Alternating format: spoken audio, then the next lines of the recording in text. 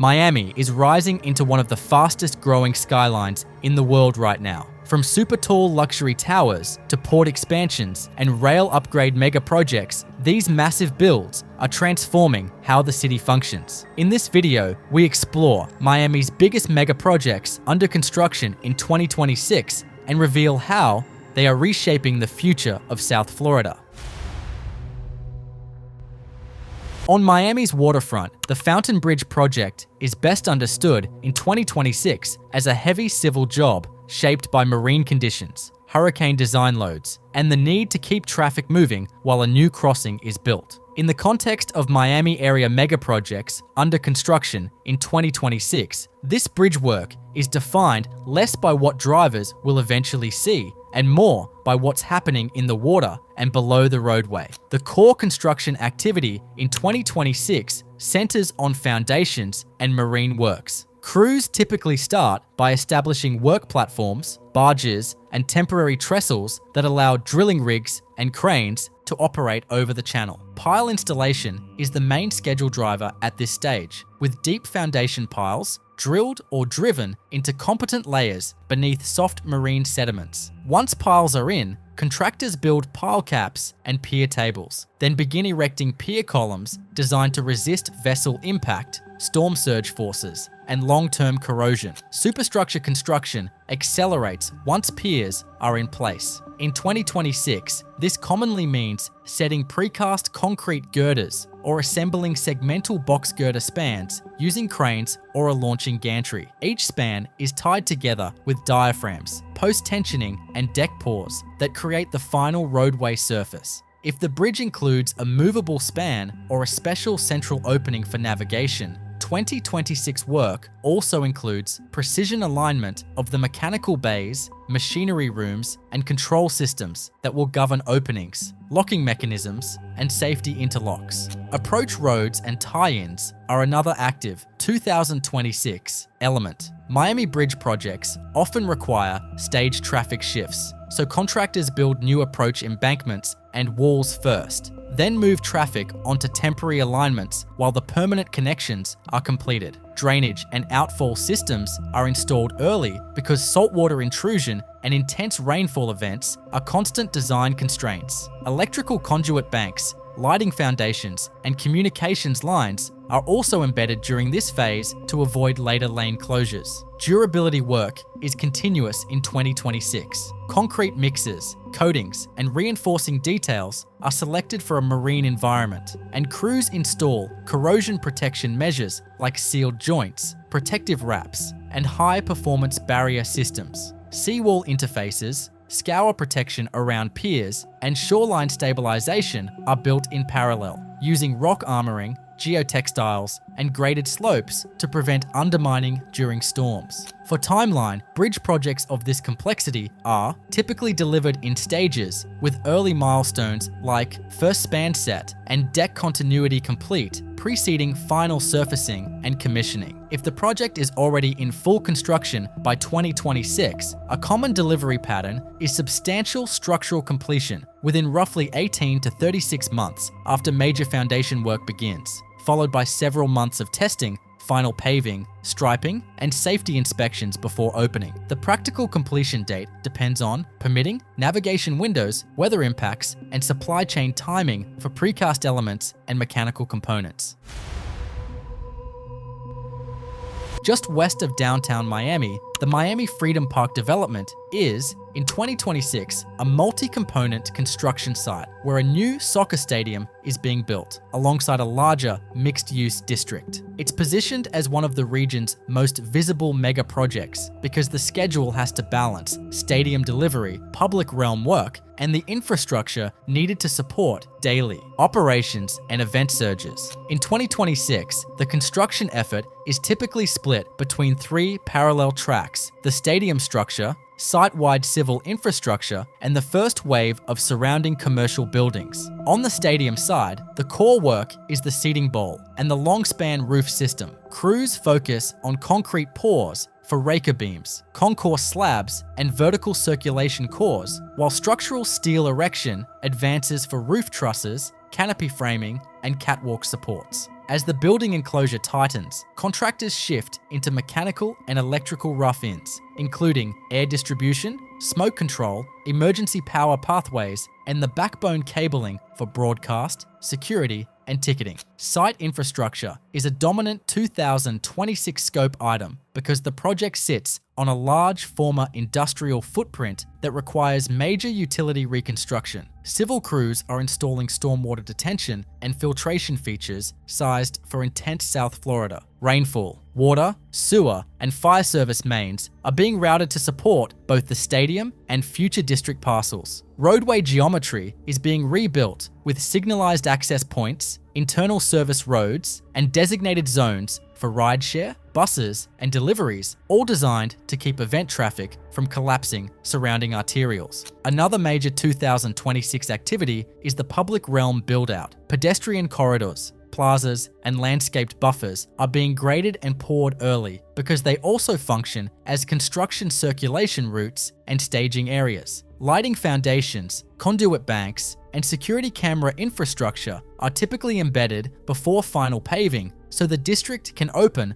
with functioning wayfinding and safety systems. Inside the stadium footprint, in 2026, fit-out work begins wherever sections are enclosed. That includes framing for locker rooms, media spaces, operations offices, concessions back of house, and premium hospitality areas. Kitchen, ventilation, grease waste systems, and high-capacity electrical feeds are installed early to avoid rework. Audio systems, ribbon boards, and scoreboard support steel are coordinated during this phase because they affect structural loading and access. Timeline-wise, projects like Miami Freedom Park are usually delivered in phases rather than as a single, all-at-once opening. The stadium is typically prioritized first, with surrounding retail, offices, and hospitality elements following in later packages as leases, financing, and tenant requirements are finalized. If full construction is active through 2026, a common delivery pattern is stadium completion in the near term after the main structure and roof are closed in, followed by months of commissioning, life safety testing, and operational readiness, while the wider district continues building into subsequent years.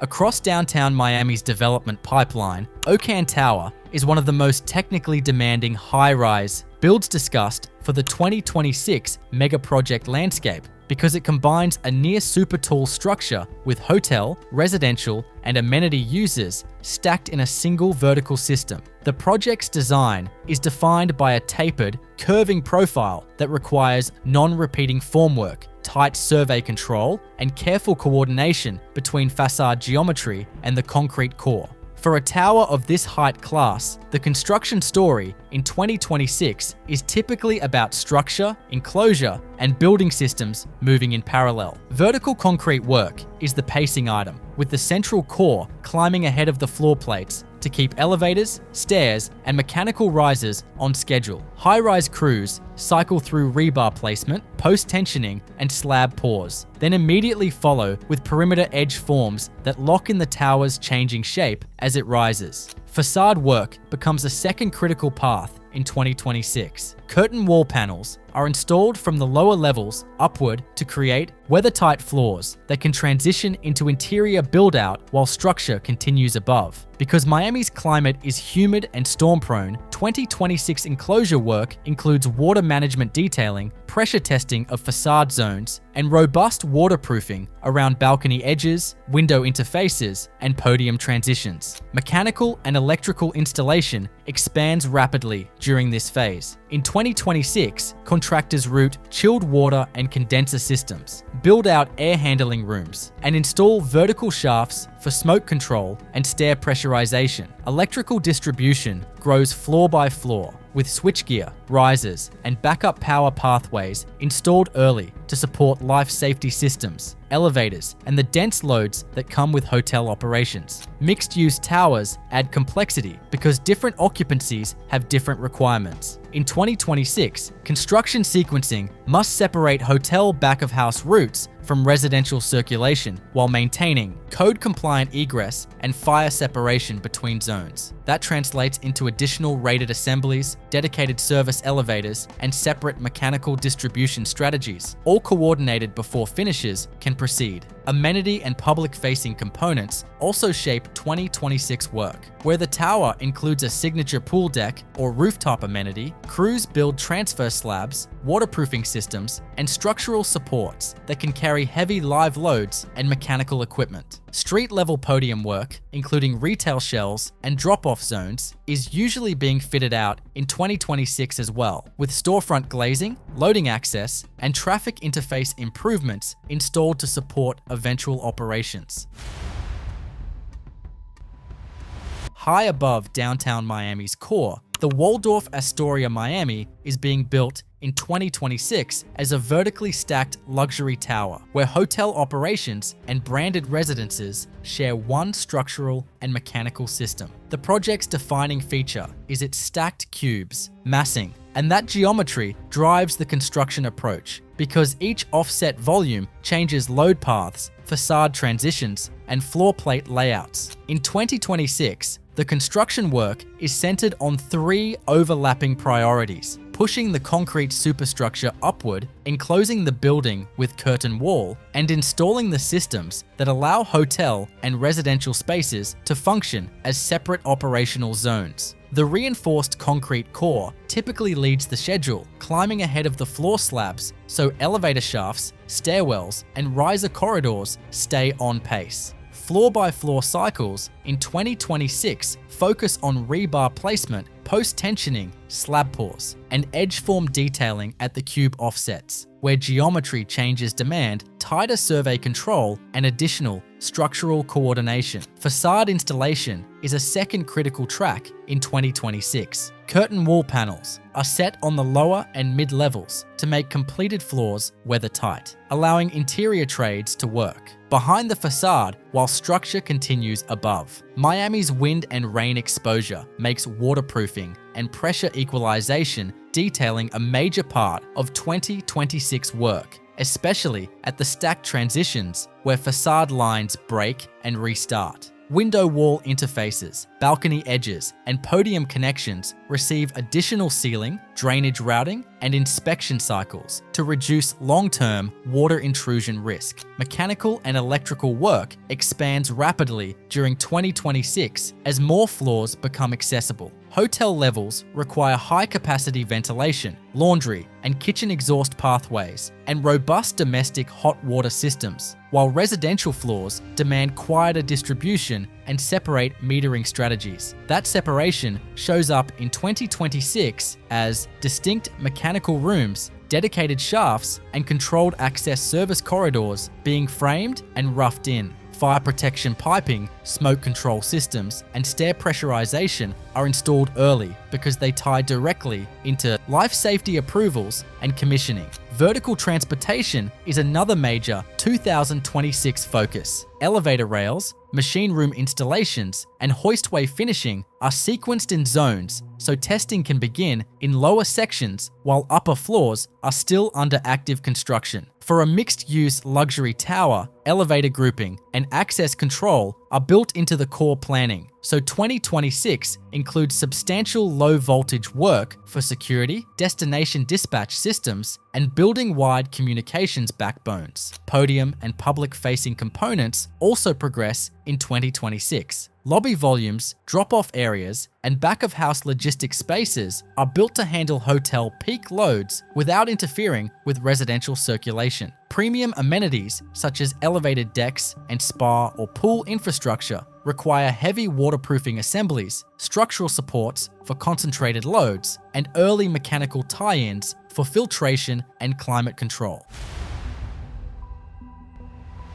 By 2026, Brickell City Centre Phase 2 is taking shape as a continuation of one of Miami's most influential mixed-use districts, with construction focused on adding new vertical density while expanding the pedestrian and retail ecosystem already established in Phase 1. In a city where projects must be delivered without shutting down surrounding streets, Phase 2 is built as a live integration job, tying new towers and public space upgrades into an operating urban complex. Construction activity in 2026 typically begins with the parts the public barely sees. Crews are deep into foundation and below-grade work, including drilled shafts, matte foundations, and waterproofed basement slabs designed for Miami's high water table. Utility reroutes and new service corridors are being installed early because Phase 2 has to expand electrical capacity, chilled water distribution, and telecom backbones without interrupting Phase 1 operations. Stormwater capture and pumping systems are also being upgraded to handle larger roof areas. New plazas and intensified runoff in heavy rain events. Vertical construction in 2026 centers on the first major towers and podium structures. Concrete cores rise first to establish elevator shafts, stairwells, and riser pathways, followed by floor plate pours on a repetitive cycle. As soon as lower levels are enclosed, curtain wall installation begins to create weather-tight zones, allowing interior trades to move in while structural work continues above. This year's progress is measured by how quickly the project transitions from raw structure to concurrent fit-out. Because Brickell City Centre is known for high-performance public realm features, 2026 work also includes extensive streetscape and circulation construction, pedestrian bridges, widened sidewalks, and redesigned drop-off zones are built in phases to maintain access to existing retail and transit connections. Traffic control modifications, signal timing upgrades,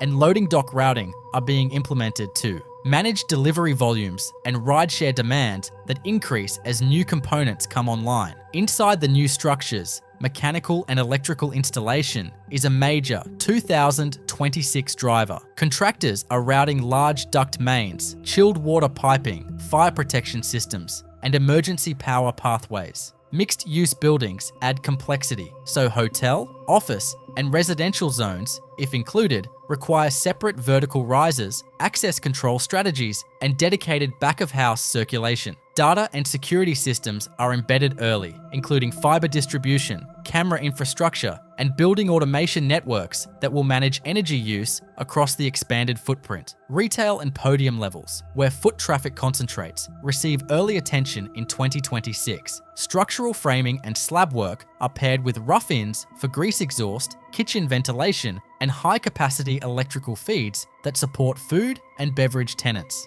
Public-facing finishes typically lag the structural schedule, but the groundwork for storefront glazing, escalators, and vertical circulation is installed now to avoid rework later. Timeline-wise, large mixed-use expansions like this are generally delivered as phased openings rather than a single completion date. In a 2026 construction context, Phase 2 is usually positioned for major structural milestones in the near term, followed by a multi-year sequence of enclosure, interior completion, tenant build-outs, and commissioning. The practical completion window is commonly late 2020s, with different components opening as they clear inspections and operational readiness. South of downtown Fort Lauderdale and tightly linked to Miami's broader freight and cruise economy, Port Everglades is in 2026 in the middle of a multi-year expansion and modernization program that reads more like industrial infrastructure than a single project. The work is aimed at increasing container throughput, improving berth productivity, and strengthening landside access so cargo can move faster between ships, warehouses, and South Florida's highway network. In 2026, the most consequential construction is on the waterfront edge. Berth expansion and wharf strengthening work is underway to handle larger vessels and higher crane loads, which means crews are driving piles, placing sheet piles, and rebuilding the wharf face in sections to keep existing berths operating. Dredging and channel work, where scheduled, continues as a marine construction package with turbidity controls, sediment handling, and staged dredge windows to limit impacts while maintaining navigational reliability. Terminal yard modernization is a second major 2026 focus. Container yards are being reconfigured with heavier pavement sections, improved drainage, and new utility corridors so the port can support modern rubber-tired gantries, automated gate systems, and high-density stacking patterns. Lighting upgrades are being installed across active yards, typically shifting to high-output LED systems that improve visibility for night operations while reducing maintenance downtime. Gate and security improvements are also active in 2026 because landside flow is often the true bottleneck. Construction includes added gate lanes, redesigned queuing areas, and expanded inspection zones that separate empty container moves from full container moves. Intelligent transportation systems are being embedded into the roadway network, including license plate recognition, appointment-based truck processing infrastructure, and upgraded CCTV and access control systems tied into port security standards. Rail and roadway connectivity work continues in 2026 as part of the modernization strategy.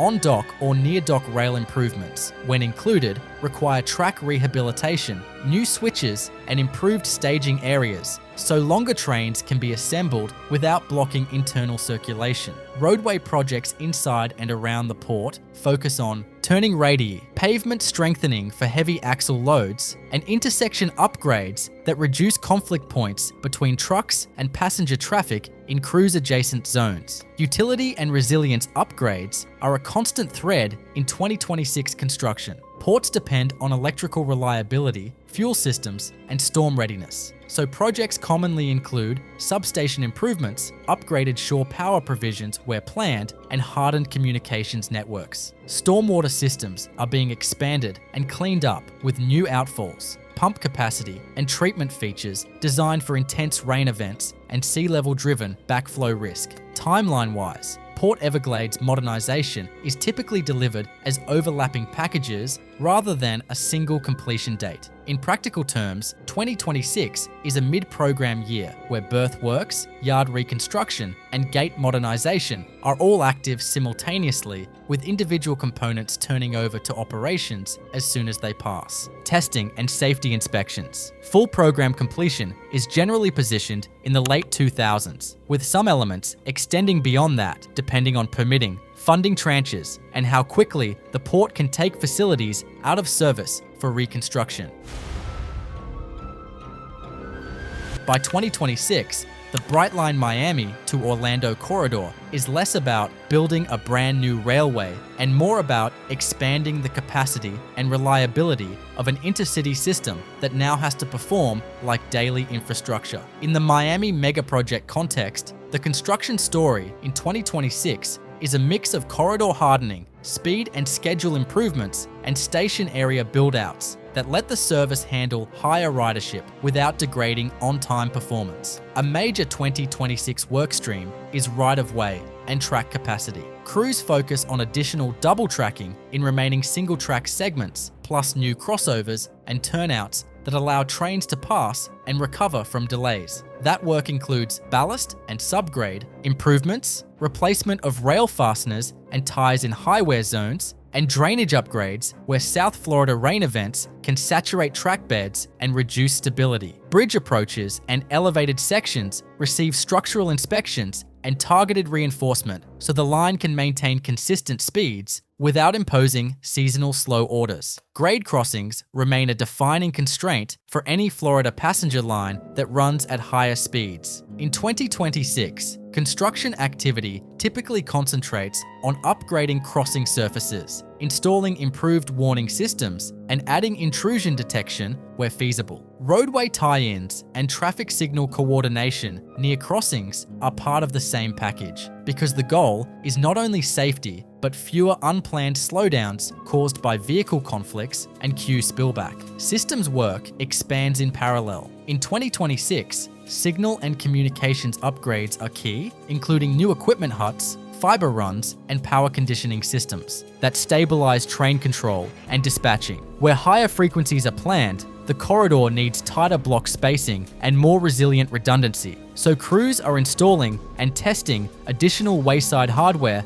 and networked monitoring equipment that feeds centralized operations. stations, and terminal interfaces also drive construction in 2026, especially around Miami Central and the Orlando Airport terminal, where passenger volumes create pressure on circulation space. Work in this phase tends to include platform and canopy improvements, expanded vertical circulation, and upgraded passenger processing areas such as queuing, ticketing, and security-adjacent zones. Back-of-house systems are upgraded too, including maintenance access, cleaning and servicing areas, and power distribution that supports more frequent departures. A less visible but critical 2026 construction program is resilience. Coastal South Florida infrastructure has to account for flooding, salt corrosion, and extreme heat. That pushes investment into corrosion protection, electrical room hardening, improved pumping, and drainage at low points, and redundant communications pathways so service can be restored quickly after severe weather. North of downtown Miami's traditional core, Miami Worldcenter in 2026 functions as a multi-site construction zone rather than a single project, with separate towers, public streets, and retail blocks being delivered in overlapping packages. In the Miami Megaproject landscape, under construction in 2026, its defining feature is sequencing. Infrastructure and public realm upgrades must be completed while new vertical buildings rise on adjacent parcels, all tied into an active transit district. In 2026, civil and streetscape construction is a major component of the work. Crews are completing permanent roadways through the district, adding new intersections, curb lines, and pedestrian crossings that stitch the development into the existing street grid. Utility expansion is continuous this year, including new water and sewer runs, stormwater piping, and electrical duct banks sized for high-rise loads. Because the site sits in a dense urban area, much of this work is staged block by block, with temporary traffic shifts and night work used to maintain access to existing businesses and transit corridors. Vertical construction continues in 2026 across multiple towers and podium structures. Concrete cores rise first, followed by repetitive floor plate pours and post-tensioning cycles that allow multiple high-rise teams to work in parallel. Curtain wall installation is advancing on lower levels to create weather-tight zones for interior trades, which is essential in Miami's rain-heavy seasons. As soon as floors are enclosed, mechanical, electrical, and plumbing rough-ins accelerate, including fire protection systems, vertical risers, and building automation infrastructure. Retail and entertainment components are being built out in 2026 as a network, not as isolated storefronts. That means interior shells are being delivered with coordinated grease exhaust, kitchen ventilation, and high-capacity electrical service for food, beverage, and nightlife tenants. Loading and waste management routes are being finalized behind the scenes to keep service traffic separated from pedestrian promenades. Public lighting, security cameras, and wayfinding systems are being installed early because the district is expected to operate in phases, with some blocks active while others remain under construction. Parking and mobility integration is another visible 2026 construction task. Garage structures and podium parking levels are being completed alongside pedestrian links that connect to nearby transit, including Metro Rail and Brightline access points. Rideshare staging zones, bus interfaces, and protected pedestrian routes are being built to manage event peaks without overwhelming surrounding streets. Because Miami Worldcenter is a long horizon development, its timeline is defined by phased completions rather than a single opening date. By 2026, earlier components are already operating, while new towers, hotel additions, and street-level blocks continue to come online in stages. The late 2000s are generally positioned as a period when multiple remaining parcels reach completion, with full district build-out extending further depending on market absorption and project sequencing.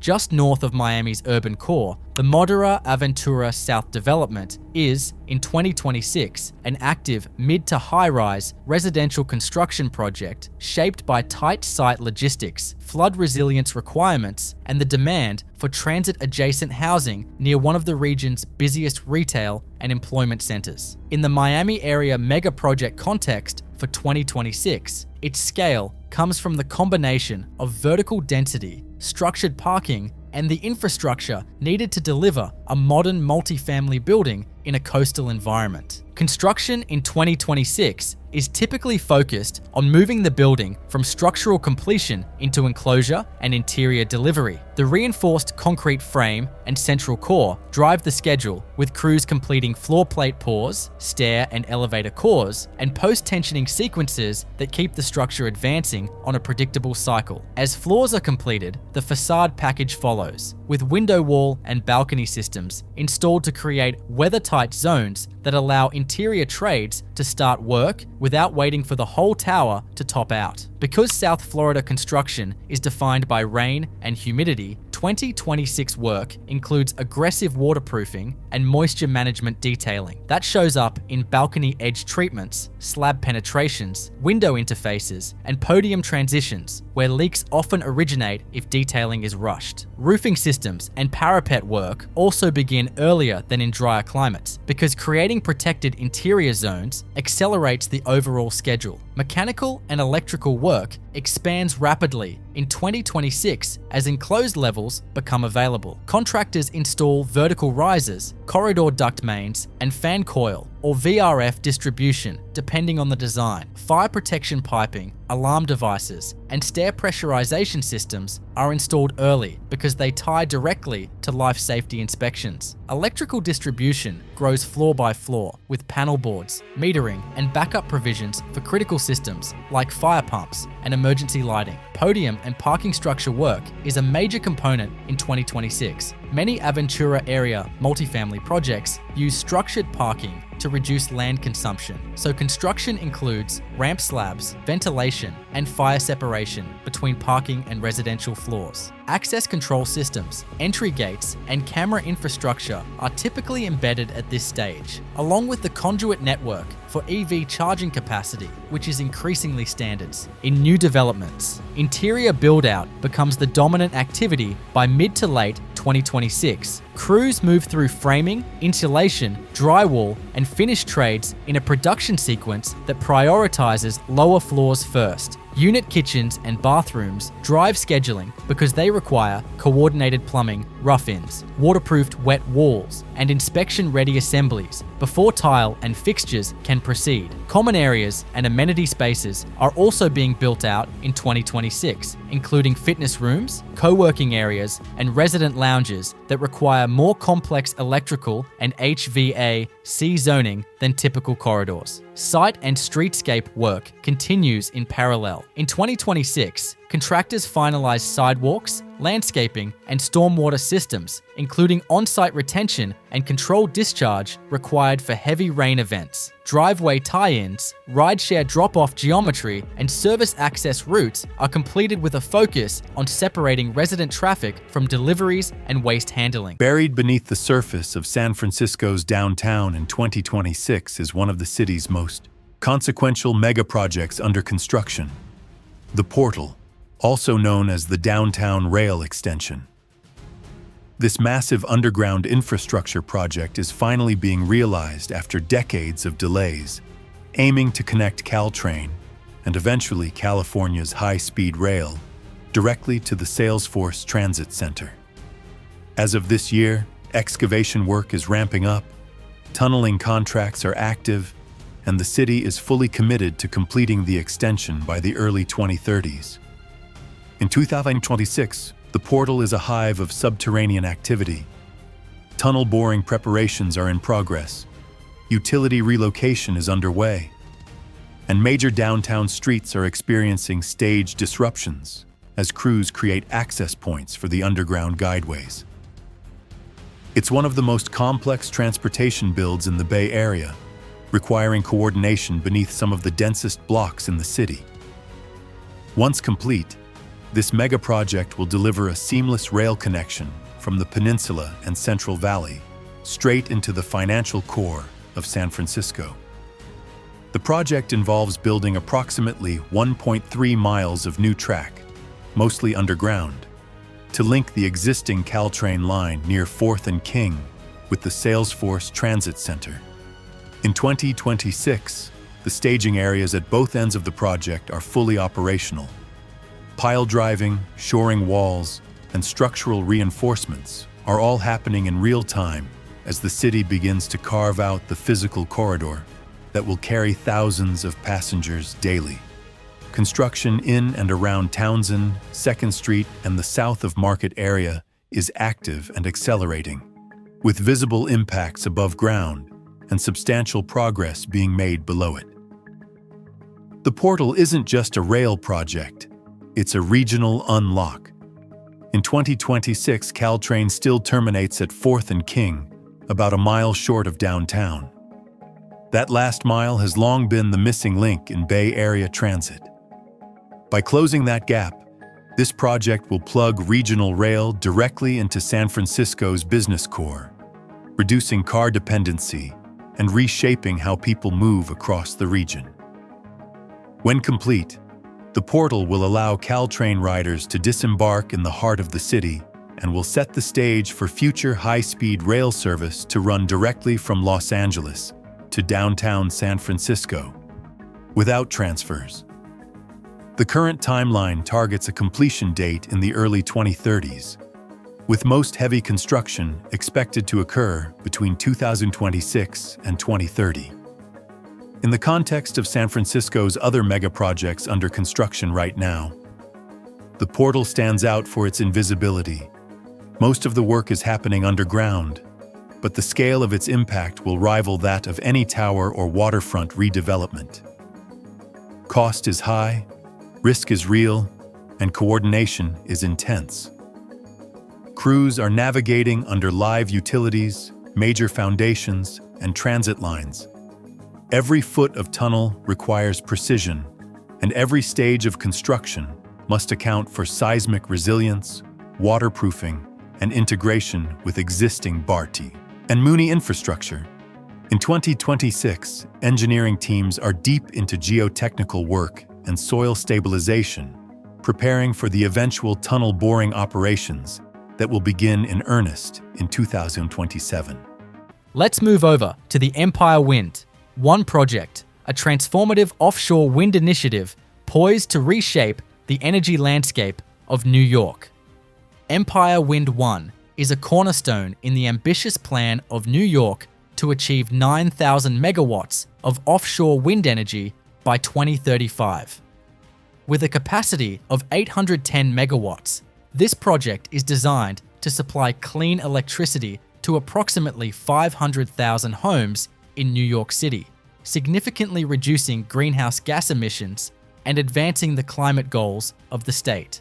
Located about 15 to 30 miles southeast of Long Island, Empire Wind 1 encompasses an area of 80,000 acres. The project will consist of 54 Vestas, 15 megawatt wind turbines, each standing over 850 feet tall, making them some of the largest and most powerful turbines in operation. These turbines will be connected via subsea cables to an onshore substation at the South Brooklyn Marine Terminal in Sunset Park, Brooklyn. From there, electricity will be transmitted to the Gowanus substation, integrating seamlessly into the power grid of New York City. The estimated investment for Empire Wind 1 is around $2.5 billion. Beyond providing renewable energy, the project is expected to generate significant economic benefits, including the creation of over 1,000 union jobs during the construction phase and approximately 300 long-term jobs for operations and maintenance. The redevelopment of South Brooklyn Marine Terminal into a state-of-the-art offshore wind port facility is also anticipated to stimulate local economic activity and establish a robust supply chain for future offshore wind projects. The construction of Empire Wind 1 involves advanced engineering and specialized equipment, including heavy lift vessels used for transporting and installing massive turbine components at sea. Jack-up rigs provide stable platforms for turbine installation in deep waters. Horizontal directional drilling employed for laying subsea cables with minimal environmental impact, while aircraft detection lighting systems are integrated into turbines to minimize light pollution by activating lights only when aircraft are detected. Currently, the Empire Wind One has achieved several critical milestones. The Bureau of Ocean Energy Management approved the construction and operations plan in February 2024, allowing construction to proceed. However, in April 2025, the U.S. Department of the Interior issued a halt to construction, citing the need for further environmental review. Amid the complex subterranean infrastructure of New York City, the 2nd Avenue Subway Phase 2 project represents a major expansion of transit capacity along Manhattan's East Side, particularly servicing the underserved East Harlem neighborhood. This phase extends the Q line northward from the current terminus at 96th Street up to 125th Street, adding approximately 1.5 miles of new twin-track tunnel and 3 new stations at 106th Street, 116th Street, and 125th Street. Although full completion is expected later, significant early works, tunneling activities, and utility relocations are on schedule to be finalized by 2026, marking a critical milestone in the overall construction timeline. Initial construction efforts have focused on the relocation and protection of underground utilities, a process that requires precision excavation through layers of densely packed infrastructure, including sewer lines, water mains, gas conduits, electrical cables, and telecommunication systems. To accomplish this safely, crews utilized vacuum excavation methods and non-destructive digging tools, mapping utility alignments and rerouting them to clear paths for future excavation. In some areas, new utility corridors were built entirely to support the tunnel boring operations and future station development. Once the utility work reached sufficient progress, tunneling operations commenced with the deployment of tunnel boring machines that were lowered into deep launch boxes constructed along the alignment. These TBMs are massive cylindrical machines equipped with rotating cutter heads designed to bore through Manhattan schist and other geologic layers. As they advanced, the machines simultaneously installed precast concrete tunnel lining segments, forming the structural shell of the subway tunnels. The twin tubes are built with precise curvature and grade to meet performance standards for modern train speeds and passenger comfort. In parallel with tunneling, deep excavation began for the future station caverns. Each station box, particularly the 125th Street terminal, is being constructed using a combination of cut and cover methods and sequential excavation techniques where appropriate. For deeper sections, rock blasting and mechanical excavation were employed under controlled conditions, with vibration monitoring in place to protect surrounding buildings and infrastructure. Excavated material is removed using muck conveyors and trucked out via dedicated access shafts. One of the most significant aspects scheduled for substantial completion by 2026 is the structural excavation and primary concrete shell of the 125th Street station.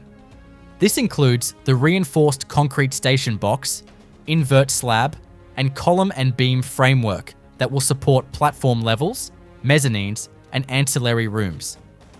The work also encompasses critical elements of vertical circulation infrastructure such as elevator and escalator shafts. Completion of this shell by 2026 will allow fit-out phases such as mechanical, electrical, and plumbing installation to begin immediately thereafter. Throughout the alignment, permanent structural support systems like slurry walls, rock bolts, shotcrete linings, and waterproofing membranes are being installed in stages, often following close behind excavation fronts. Utility infrastructure is being rebuilt to modern standards with upgraded capacity, redundant power feeds, and new stormwater management systems. By 2026, the completion of tunneling, station cavern excavation, and core structural concrete work marks a pivotal transition point in Phase 2 of the 2nd Avenue subway. It sets the stage for the interior outfitting, systems installation, and track work that will follow. ultimately advancing the long-awaited goal of extending high-capacity subway access to communities that have endured generations without it. In 2026, one of San Francisco's most strategically important megaprojects under construction is taking shape across the Caltrain rail yards in the heart of central Soma. This isn't just a housing or transit upgrade. It's a massive reimagining of over 20 acres of publicly owned rail-adjacent land that has long divided the neighborhood. As construction pushes ahead this year, the rail yard redevelopment is steadily moving from planning to reality, with early phases under active build-out and long-term infrastructure elements aligning with the city's broader transit goals. Right now, in 2026, the site is in the thick of foundational construction. Crews are laying the groundwork, literally, for what will eventually be a dense, mixed-use district layered above and around the working Caltrain tracks. This megaproject is part of a coordinated effort to modernize regional transportation while unlocking thousands of new homes and millions of square feet of development potential just blocks from downtown San Francisco. The Caltrain yard has been a physical and visual barrier in central Soma for generations. But in 2026, construction is actively transforming this space into an urban connector. Elevated platforms, decked structures, and street-level improvements are all in progress, designed to bridge the gap between surrounding neighborhoods and the core rail infrastructure. This year, much of the work focuses on realigning utilities, stabilizing the site for future vertical construction, and preparing parcels that will be used for new housing, office towers, and public spaces. The housing element of the rail yard redevelopment is one of the most anticipated components currently under construction. Phase 1 will deliver several hundred new residential units, with a significant portion allocated for affordable housing. These buildings, now rising on the edges of the yard, are expected to be ready for occupancy by 2028. Eventually, the full build-out will add thousands of homes to one of the city's most transit-rich locations, housing that is critically needed as San Francisco continues to face supply pressures. But housing is only one piece of this megaproject. In 2026, work is also underway on commercial development that will bring job space to the corridor, particularly targeting sectors like life sciences, tech, and creative industries.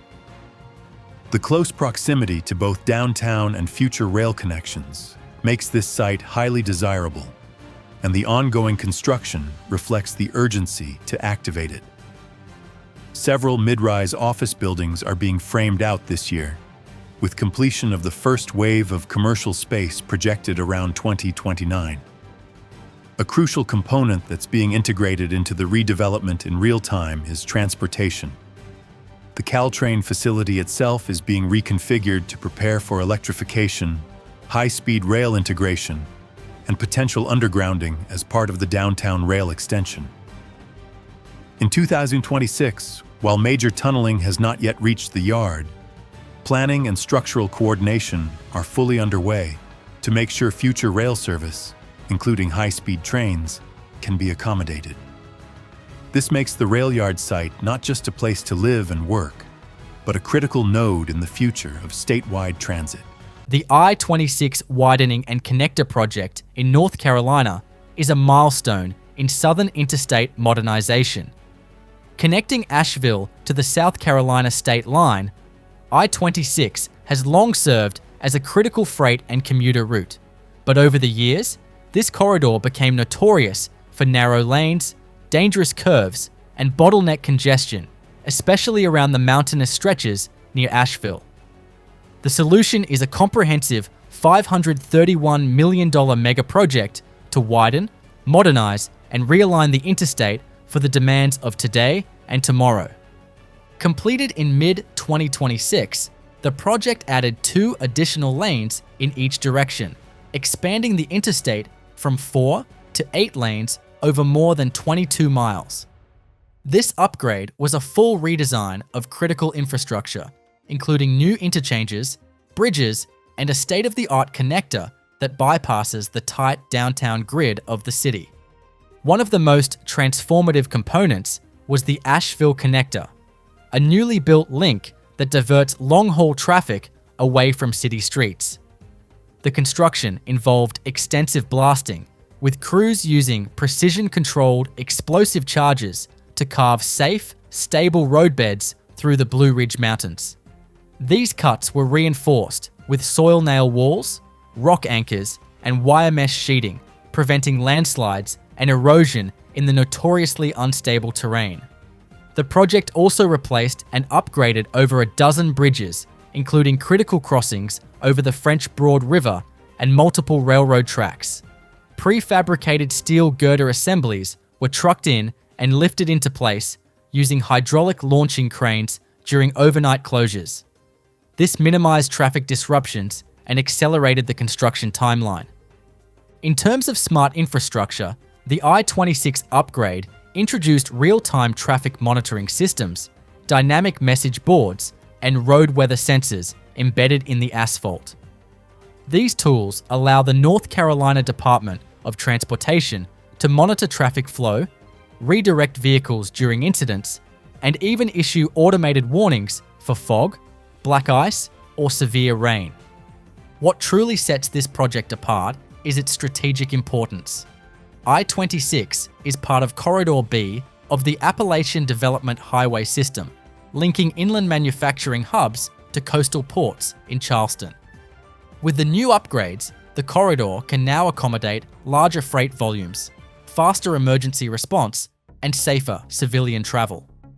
With modern engineering, cutting-edge materials, and environmentally sensitive design, North Carolina has turned a regional liability into a national logistics asset, enhancing safety and economic mobility across the Southeast.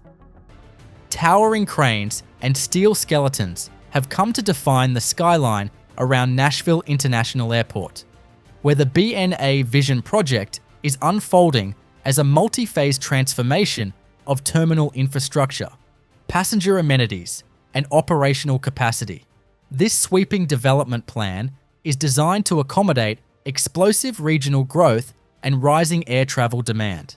As part of this ongoing program, by 2026, several major components will reach full completion, including expanded concourses, a new on-airport hotel, and integrated ground transportation facilities, all aimed at redefining the traveler experience while future-proofing the airport's functionality. Central to the effort is the construction of a new terminal lobby and ticketing hall expansion, which involves reconfiguring the central terminal core with additional vertical space, new structural framing, and large-span roof trusses.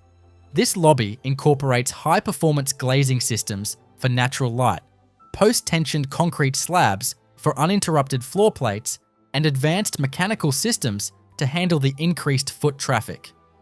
The new hall connects seamlessly to both the south and north concourses, forming a unified passenger circulation loop. One of the largest structural packages nearing completion by 2026 is the satellite concourse expansion. Built with steel framing and deep foundation systems, the expanded concourse adds dozens of new gates equipped with modern boarding bridges, energy-efficient HVAC systems, and wide passenger hold rooms. Each gate is supported by a modular utility backbone that includes data cabling, potable water, and baggage handling extensions. The floor assembly utilizes composite steel decking with concrete topping slabs, designed to support both passenger loads and integrated seating, charging stations, and wayfinding systems. Adjacent to the terminal is the new hotel development, a significant vertical addition to the campus. This high-rise structure is built using reinforced concrete cores and shear walls to provide lateral stability against wind and seismic forces. The hotel, which is on schedule for full interior completion by 2026, is directly connected to the terminal via a covered pedestrian bridge and includes amenities such as conference rooms, restaurants, and observation decks overlooking the airfield. Mechanical plant systems are located on rooftop penthouses, concealed by architectural screening, and are supported by a network of steel beams and slab-on-metal deck construction. On the airside, airfield reconfiguration and apron expansions are underway to support the added gate capacity. This includes new concrete paving slabs poured in large contiguous sections with dowel baskets, expansion joints, and embedded lighting. Jet fuel hydrant systems are integrated beneath the apron surface, supported by trench access points and utility vaults. Stormwater runoff is controlled by a series of trench drains and retention basins designed to meet FAA environmental compliance standards. Ground transportation infrastructure is also being upgraded as part of the BNA vision, with new roadways, parking garages, and shuttle facilities. These structures are built using precast concrete panels and post-tension beams for fast-track assembly. Intelligent transportation systems are embedded into the structure, with real-time occupancy sensors, automated ticketing systems, and dynamic signage. On the eastern edge of San Francisco, where rusted cranes once loomed over a forgotten stretch of shipyard, the Pier 70 redevelopment is one of the city's most ambitious megaprojects currently under construction in 2026. This historic industrial zone, nestled between the Dogpatch neighborhood and the bay, is being transformed into a vibrant waterfront community, one that blends housing, jobs, public parks, and restored heritage structures into a single cohesive district. The construction underway this year marks the most active phase of the project to date, with key milestones approaching as the site charges toward completion in the early 2030s. As of 2026, multiple parcels across Pier 70 are under simultaneous construction. Residential towers are climbing skyward, with the first phase of housing expected to be completed by 2027. These buildings will deliver nearly 1,100 homes in their initial stage, 25% of which are reserved as affordable housing. Construction crews are also working on major infrastructure upgrades across the site, including new streets, transit corridors, pedestrian paths, and shoreline protections to guard against sea level rise. The heart of the megaproject is its connection to the past. Pier 70's redevelopment in 2026 doesn't erase its history, it builds on it. Several historic buildings are being restored and repurposed. These include old machine shops and steel foundries that once supported the shipbuilding industry. In 2026, many of these structures are undergoing seismic retrofitting and interior renovations to be converted into arts venues, retail hubs, and office space for design and tech firms. The goal is to preserve the gritty industrial character of the site while making it usable and vibrant for a 21st century city. Public space is a major focus of the construction effort in 2026. Over 9 acres of parks and waterfront access points are being built across the site. The highlight will be the large central green, an expansive park framed by restored industrial sheds and framed by views of the bay. As of this year, grading, drainage, and landscaping are underway, with full park openings projected for 2028. These open spaces are being built to double as climate infrastructure, designed to absorb stormwater, manage heat, and protect the site from flooding. In addition to housing and public amenities, the commercial component of Pier 70 is actively rising. Office buildings tailored to life sciences, technology, and creative industries are under construction now, with tenants expected to begin moving in by 2027-2028. These buildings are designed with flexibility in mind, featuring adaptive floor plans, outdoor terraces, and energy-efficient systems. Construction in 2026 is focused on delivering the first phase of these workspaces, helping to establish Pier 70 as an employment hub linked directly to the city's evolving economic base. The location is also a key asset. In 2026, construction crews are coordinating with transit agencies to enhance connections between Pier 70 and the rest of the city. Muni lines, bike lanes, and pedestrian links to the nearby Dogpatch neighborhood are all part of the ongoing infrastructure work. There's also future planning underway to accommodate ferry service, which would further connect the development to the regional transit network. When fully completed in the early 2030s, the Pier 70 redevelopment will deliver over 2,000 housing units, 2 million square feet of office and commercial space, 9 acres of parks, and over 300,000 square feet of retail, cultural, and community uses. But in 2026, it's the construction activity that defines the project.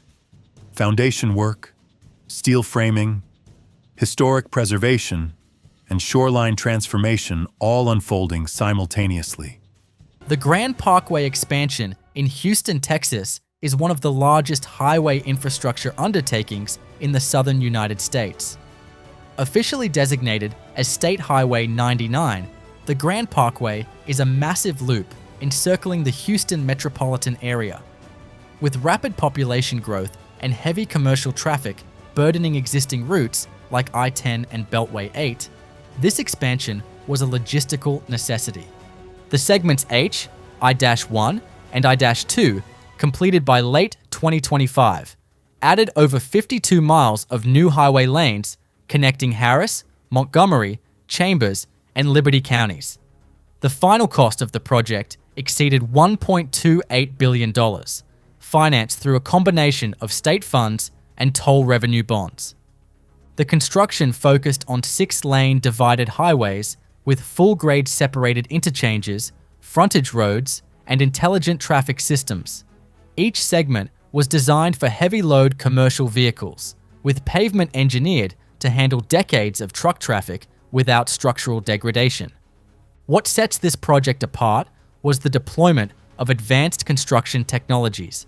Engineers used LiDAR-based terrain scanning and drone-assisted surveying to map flood-prone areas and adjust elevations accordingly. This was critical, given the vulnerability of Houston to flooding during hurricanes and storm surges. Geotextile reinforced soil embankments were employed to stabilize the ground, especially in the marshy zones of eastern Harris County.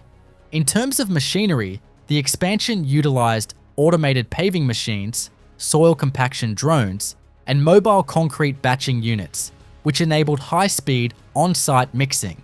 To speed up bridge construction over waterways and railroads, teams deployed segmental bridge launching gantries.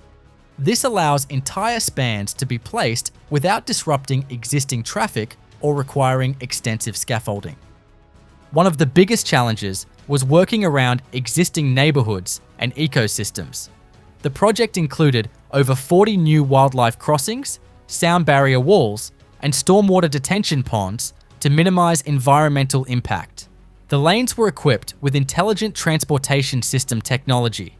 Embedded sensors and cameras feed live data to control centers, enabling dynamic toll pricing, real-time traffic redirection, and emergency vehicle preemption systems. For commuters, the impact is already visible. A drive that once took 90 minutes during rush hour can now be completed in less than 45 minutes. Suburban areas like Cypress, New Caney, and Baytown are seeing a boom in residential development, thanks to improved access. For the trucking industry, the loop has shaved off millions in annual fuel and delay costs. The Grand Parkway expansion is a masterclass in how Texas handles growth, with speed, scale, and strategic vision. It moves economies, linking major ports, warehouses, and business parks into a single high-speed corridor. Rising from the ground in Orchard Park, New York, the new Highmark Stadium is a major construction endeavor aimed at delivering a state-of-the-art home for the Buffalo Bills and redefining the game day experience in Western New York. This open-air stadium replaces the aging original Highmark Stadium and is being built with a focus on durability, fan engagement, and advanced operational systems suitable for the harsh winter climate of the region. By 2026, the structural steel framing, precast concrete bowl, and building envelope are all projected to be complete, marking a major milestone in the stadium's delivery timeline. Construction began with extensive site grading and earthwork to shape the subgrade and install foundational infrastructure. The site preparation phase involved removal of unsuitable soils, installation of stormwater management systems, and placement of engineered fill to ensure proper compaction and drainage. Deep foundations using drilled shafts and large diameter piers were installed to support the stadium's superstructure, particularly beneath the main seating bowl and roof canopy supports. These foundations were embedded into the region's bedrock using high-capacity rebar cages and tremie-poured concrete to deliver structural stability under heavy snow and wind loads. Once the foundation work was finalized, erection of the stadium's structural steel frame commenced. Large steel columns and trusses were fabricated off-site and transported in segments to be assembled using high-capacity crawler cranes and bolted field connections. The steel structure forms the skeletal framework for the seating tiers, premium suites, press boxes, and canopy roof system. Parallel to this, precast concrete risers and seating platforms were installed in a stepped sequence to form the lower and upper bowls. These concrete components are cast with integrated utility conduits and anchorage points for seats, railings, and electrical fixtures. A major feature of the stadium is its asymmetrical canopy design, which is intended to shield the majority of fans from snowfall and wind while leaving the playing field open to the elements in true Buffalo fashion. The canopy is supported by a series of tapered box girders and cantilevered trusses extending outward from the upper bowl's compression ring. Roof decking includes insulated metal panels with integrated snow guards and drainage paths to direct meltwater safely to ground level. Mechanical, electrical, and plumbing systems have been progressing simultaneously with structural work. Central utility corridors were embedded into the lower levels, carrying chilled water, gas, electrical service, and communication cabling. Utility nodes are distributed throughout the concourses and suites to accommodate concession equipment, digital signage, lighting, and ventilation. High-efficiency HVAC units, snowmelt systems for walkways, and smart lighting controls are all part of the sustainable design strategy. By 2026, the entire stadium structure, including the concrete bowl and canopy roof, will be completed and fully enclosed. This enables interior fit-out phases to begin, which will involve installation of seats, finishes, digital infrastructure, and audio-visual systems. The building envelope, consisting of curtain wall glazing, insulated metal panels, and high-performance weatherproofing, will be sealed to withstand Western New York's freeze-thaw cycles and high wind events. The Mission Rock project is one of San Francisco's headline megaprojects under active construction in 2026. Sitting directly south of Oracle Park, on what was once a wind-swept sea of asphalt and overflow parking lots, this 28-acre waterfront site is being turned into a dense, walkable neighborhood that combines housing, parks, offices, and retail in one of the most high-profile real estate efforts in the city. In 2026, the project is deep in Phase 1 construction. Several major buildings have already topped out, with exterior work wrapping up and interior build-outs ongoing. Full completion of this phase is expected by late 2027. When finished, it will include nearly 1,200 new residential units, over 400 of which are permanently affordable, along with 8 acres of new public space and over 200,000 square feet of office and retail space. This megaproject isn't just reshaping a site, it's helping to redefine the southern edge of San Francisco's downtown. New streets and pedestrian promenades are already being laid out, stitched together by green infrastructure and open-air plazas designed to absorb stormwater and resist sea level rise. The waterfront park, known as China Basin Park, is being built in tandem with the buildings around it. Crews in 2026 are currently sculpting the park's shoreline and planting native vegetation, with major portions set to open by 2028. Mission Rock is a public-private partnership between the San Francisco Giants and the Port of San Francisco, and the construction in 2026 reflects a long-term vision to extend the city's core outward along the waterfront. Designed as a high-density, low-emissions community, every new structure is being built to LEED Gold or higher standards. Solar panels, all-electric systems, and smart energy grids are standard here, not just features. One of the project's architectural landmarks now under construction is the Canyon, a massive mixed-use building that blends market-rate apartments with carved terraces and retail space. In 2026, the Canyon's facade is nearly complete, and interior work is progressing toward a mid-2027 delivery. Nearby, a life sciences tower being built for the biotech sector is rising quickly, with tenants expected to begin occupancy by late 2028. What makes Mission Rock such a key part of San Francisco's 2026 megaproject landscape is its fusion of uses and its central location. Unlike isolated developments on the city's edges, this project plugs directly into the transit network and urban fabric. It's within walking distance of downtown, BART, Caltrain, and multiple Muni lines. Its completion will not only provide urgently needed housing, it will expand the city's job base and public amenities in a place long dominated by underused land. As of 2026, the construction site is a hive of activity. Steel framing, glazing, mechanical installation, and hardscape development are all occurring simultaneously across multiple parcels. Each building is being developed by a different architectural team, resulting in a diversity of forms and styles that break from the monolithic look of some other megaprojects. This is intentional. Mission Rock is designed to feel like a neighborhood, not a master plan. The entire project is expected to wrap up in multiple phases through the early 2030s, with new parcels starting construction as others finish. By the time it's fully built out, Mission Rock will include 8 acres of parks, up to 1.4 million square feet of commercial space, and space for thousands of new residents. The Helen Diller Medical Center at the University of California, San Francisco, is one of the most advanced medical facilities ever built on the West Coast. Located at Parnassus Heights, this $4.3 billion megaproject, completed in 2026, stands as a fusion of cutting-edge healthcare, seismic engineering, and smart infrastructure.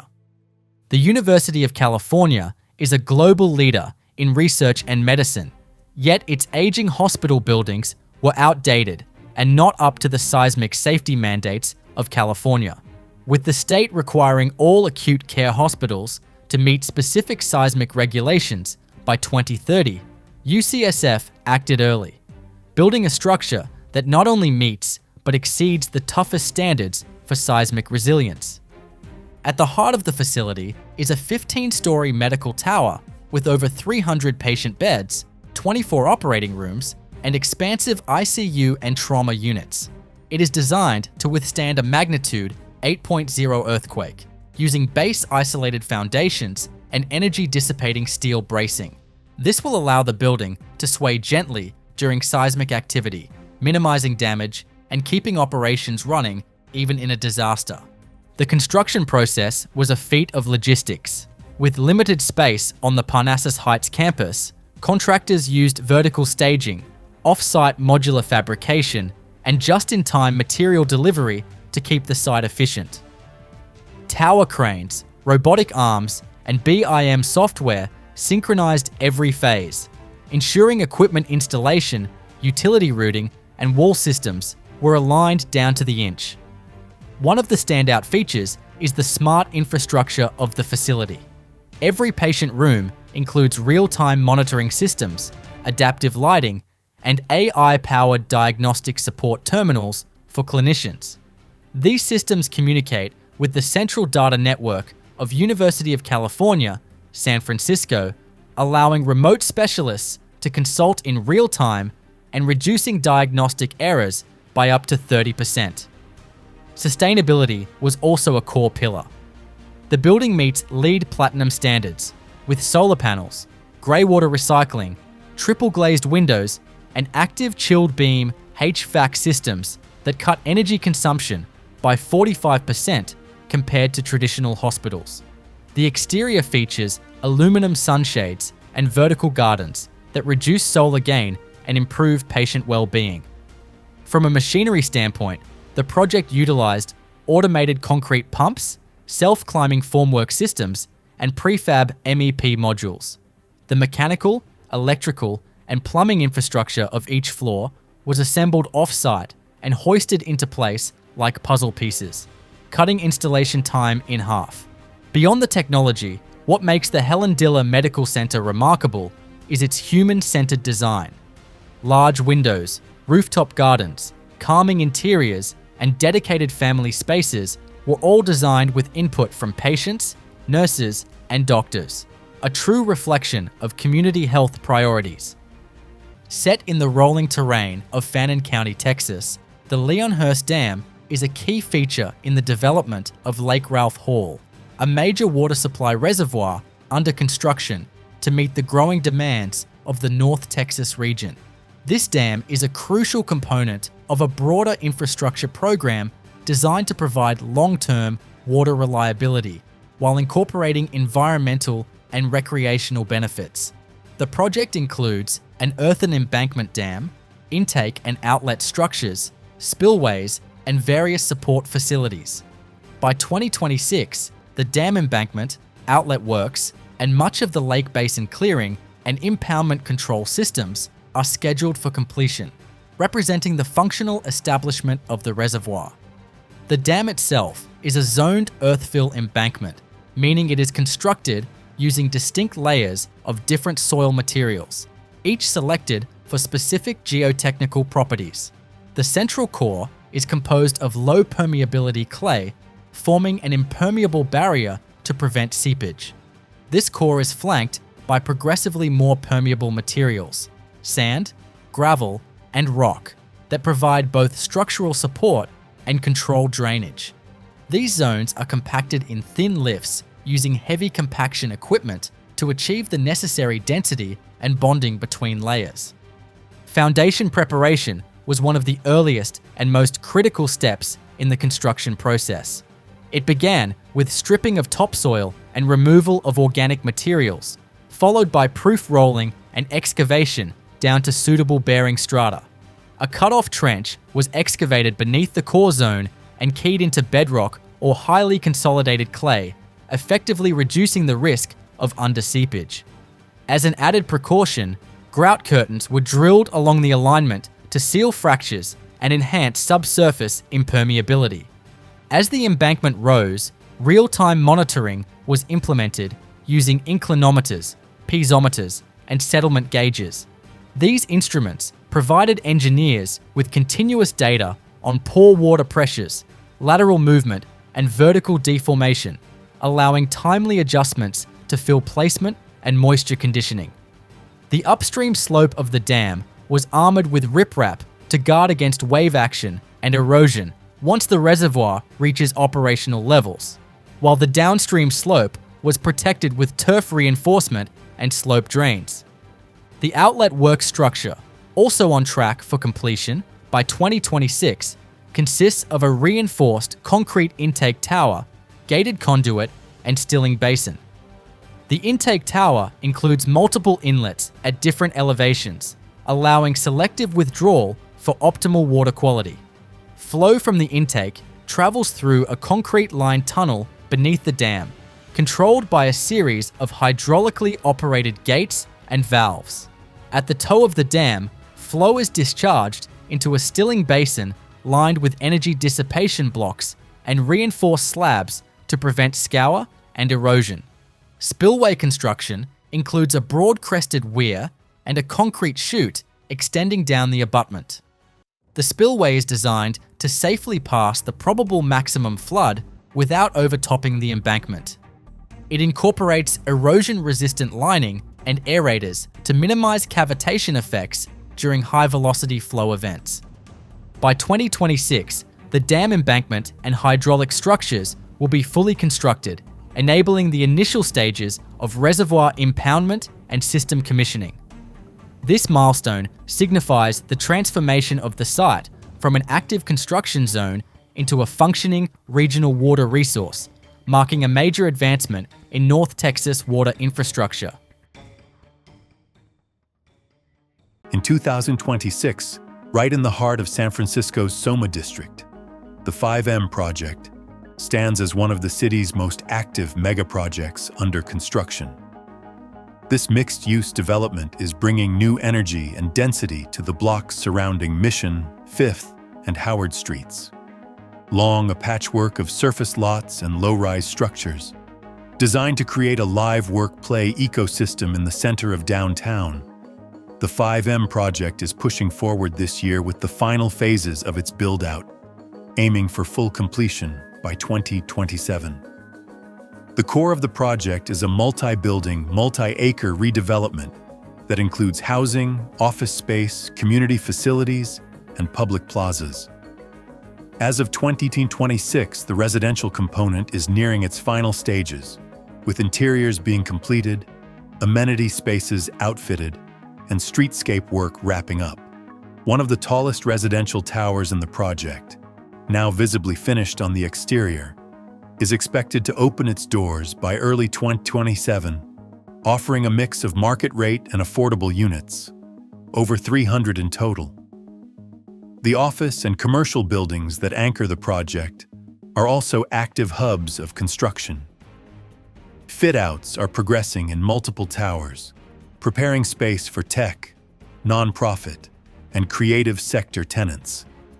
In 2026, these buildings are expected to start welcoming their first occupants by the end of the year, with full occupancy likely achieved in 2027. It's part of a broader shift in the area, as Soma continues to re-establish itself not just as a tech district, but as a vibrant, mixed-use downtown core. What sets 5M apart in the landscape of San Francisco's 2026 megaprojects is its emphasis on integration with the community.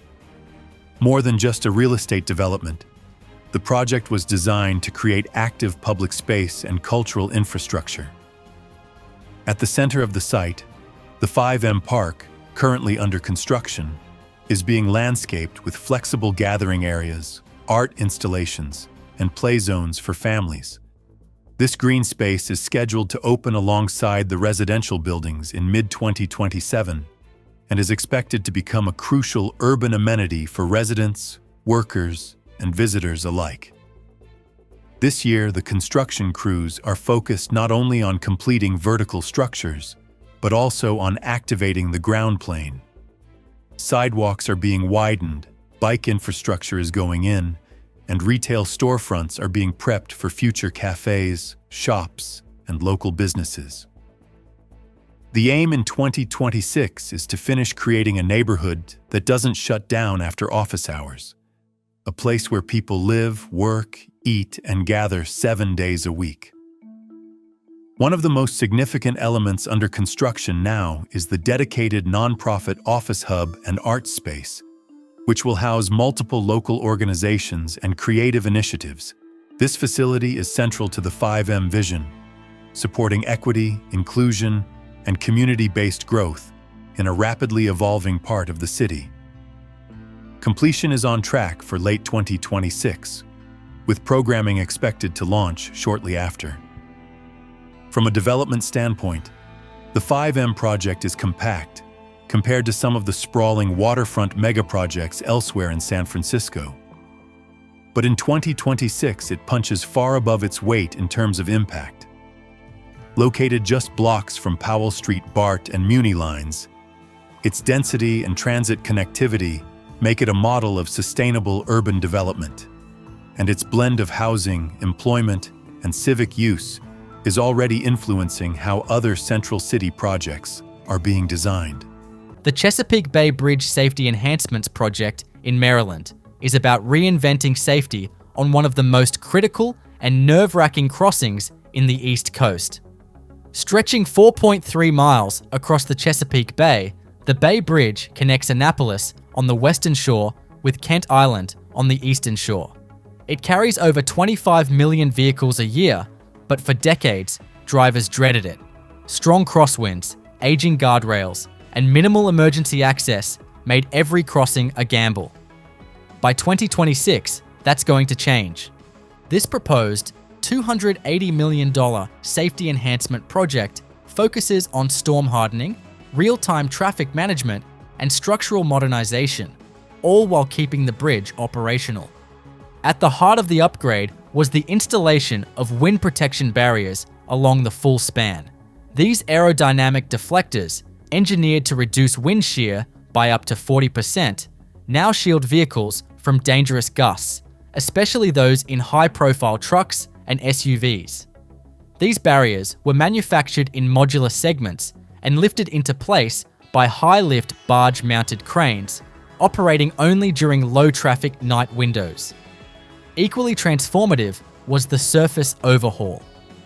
Crews applied a high-friction epoxy overlay, a specialized treatment using resin mixed with aggregate, to improve tire grip during wet and icy conditions. This reduced crash rates by nearly 30% in early post-completion studies. To execute the work with minimal closures, workers used self-propelled modular transporters to bring in materials and machinery, keeping active traffic lanes free. Another major safety upgrade was the addition of intelligent lane control systems.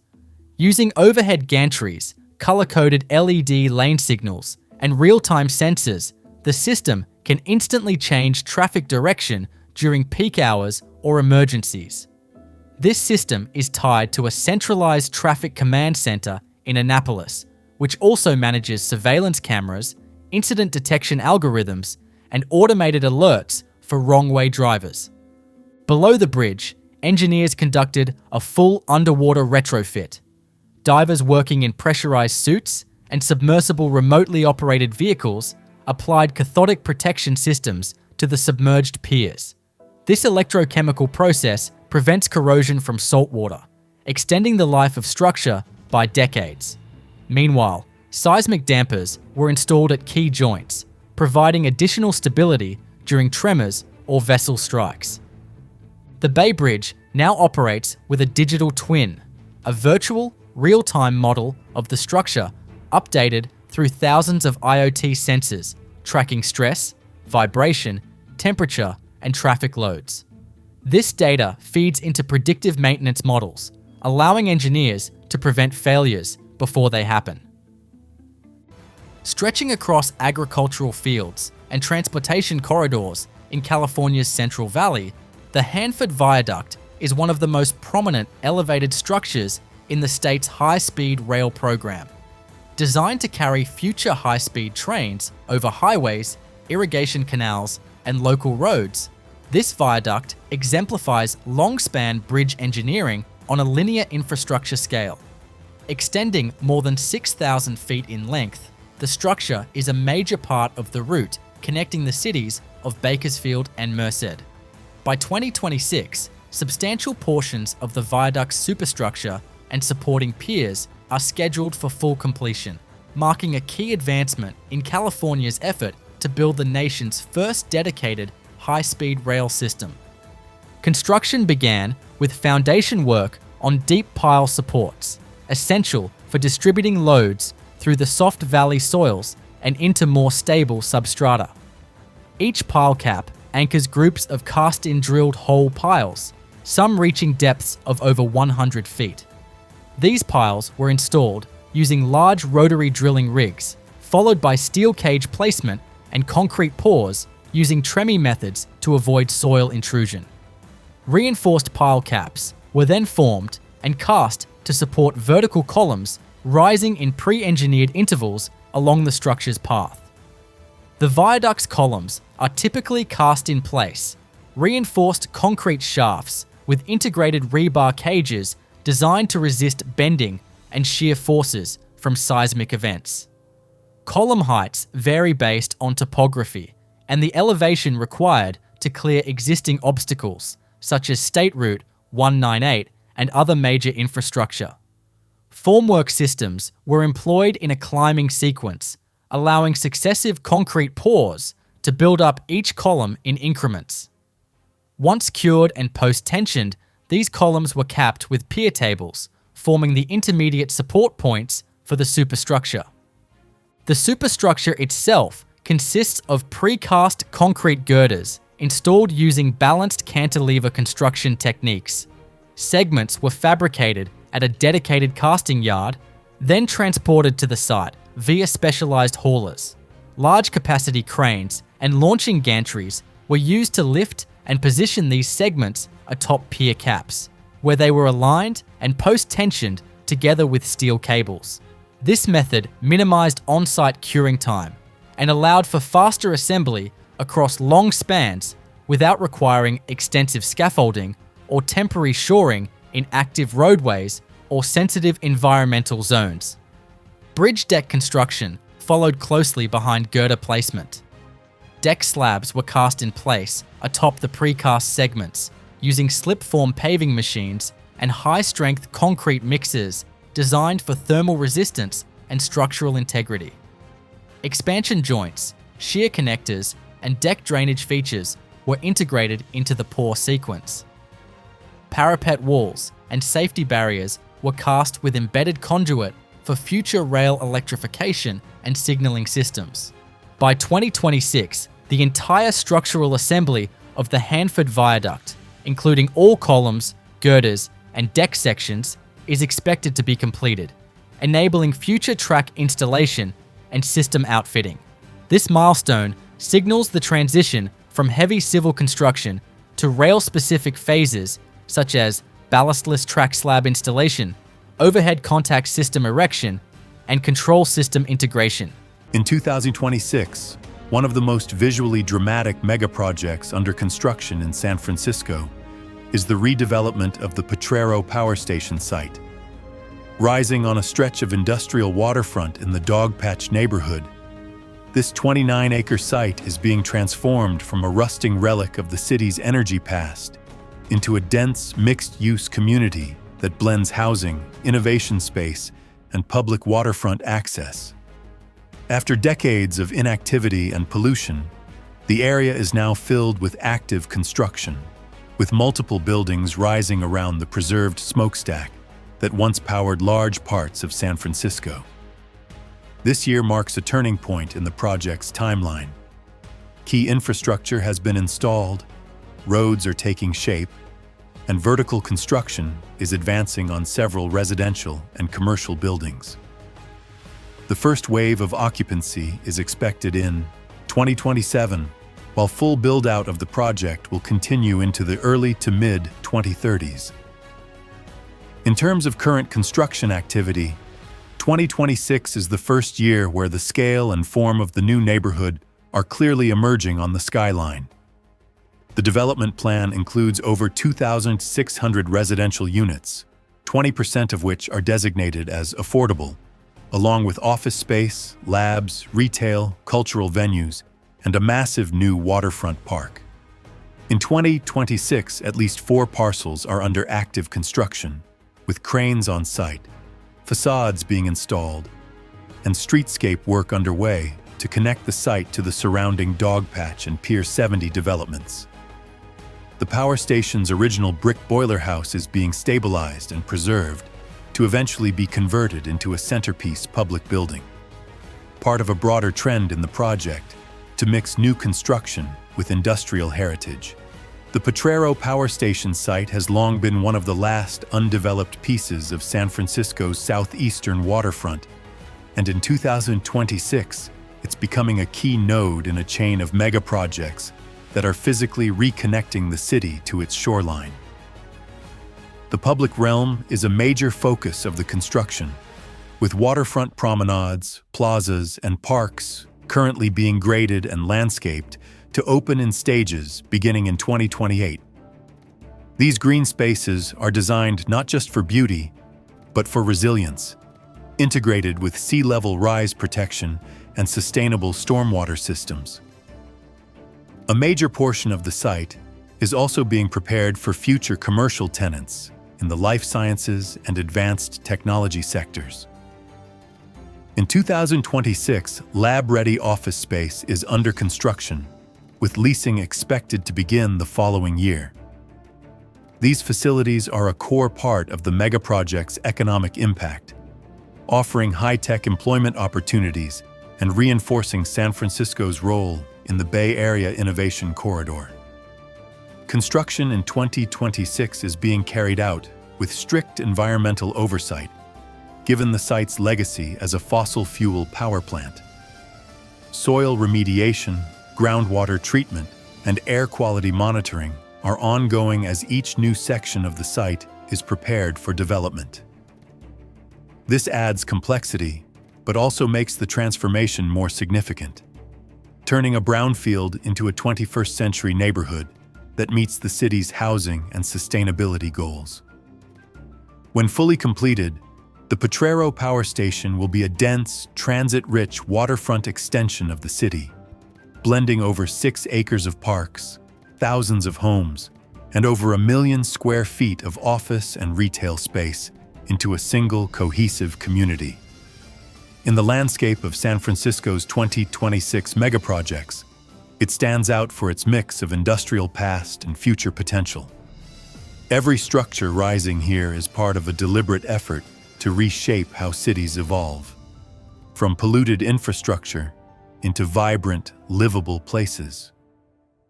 The Darien Metro North Station renovation in Connecticut is a transformative infrastructure project aimed at modernizing one of the busiest commuter hubs of the state. Situated on the New Haven line, this station serves as a major link between New York City and coastal Connecticut, catering to over 2,000 commuters daily. Originally built in the early 1900s, the aging platforms of the station, outdated facilities, and non-compliant design had long made it a bottleneck in the rail network. The project was launched to transform the station into a safe, accessible, and modern transit hub. The initial budget of $34 million was later revised to $40 million, primarily due to unforeseen underground utility conflicts and structural deficiencies discovered during early demolition. The decision was made to adopt modular construction techniques and increase night shift activity to compensate for lost time. These efforts paid off. The station is all set to complete around March 2026, meeting all federal safety and accessibility standards.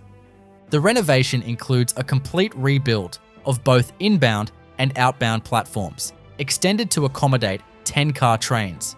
Platforms were replaced using prefabricated concrete sections, allowing installation to proceed rapidly with minimal daytime service interruptions. New high-intensity LED lighting was installed across the site to enhance visibility and deter crime, especially during early morning and evening commutes. These lights were integrated with motion sensors to reduce energy consumption during low traffic periods. In terms of accessibility, the overhaul was a game changer. The station is now fully ADA compliant, with 2 new high-capacity elevators, wider ramps, tactile warning strips along platform edges, and visual audio announcement systems. Boarding trains are now faster and safer, especially for seniors and people with disabilities. Commuter comfort was also a major focus.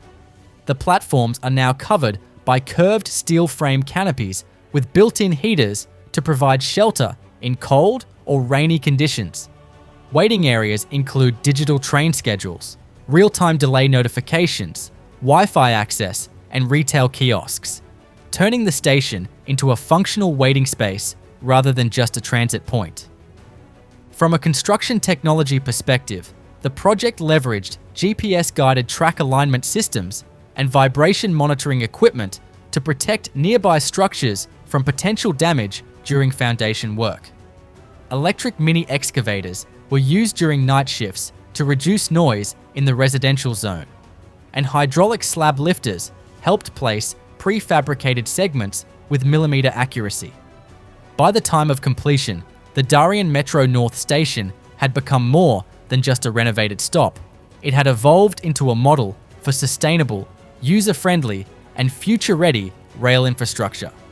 Beneath the urban fabric of West Baltimore, one of the most significant rail infrastructure upgrades on the Northeast Corridor is unfolding with the Baltimore and Potomac Tunnel Replacement Project.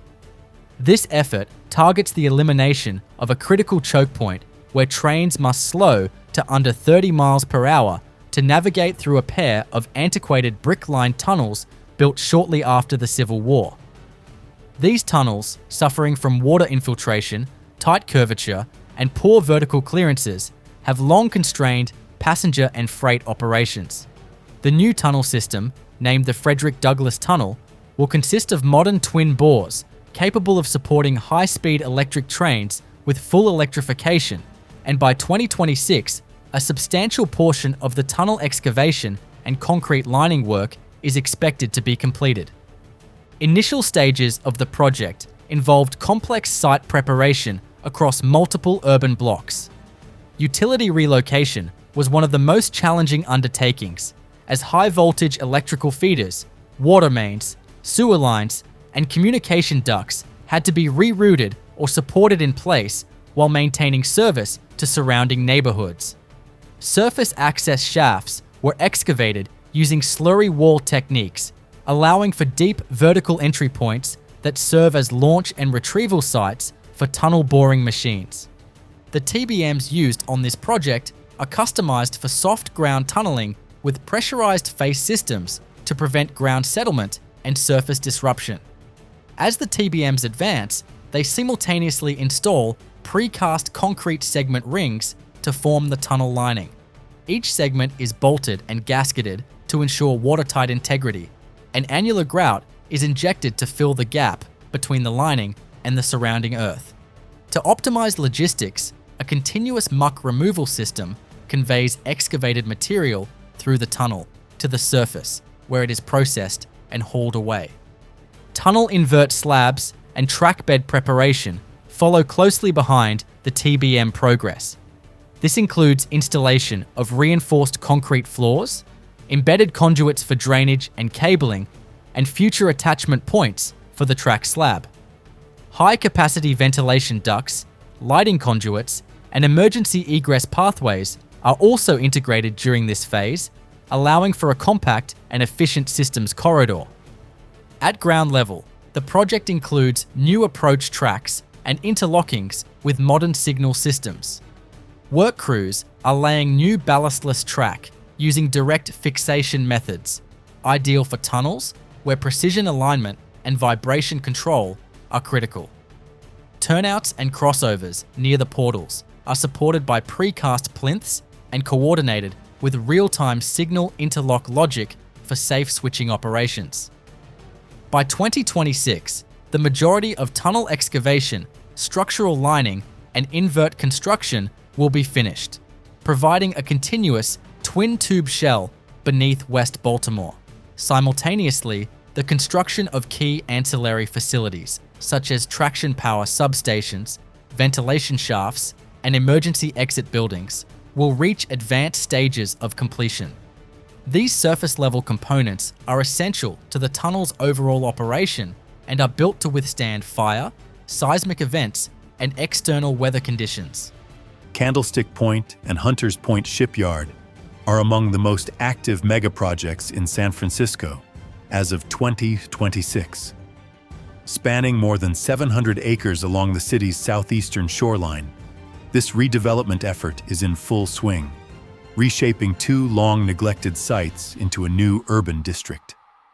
Construction is progressing across multiple parcels, with new streets, housing blocks, and parks taking shape, setting the stage for what will become one of the largest residential and commercial expansions in San Francisco's modern history.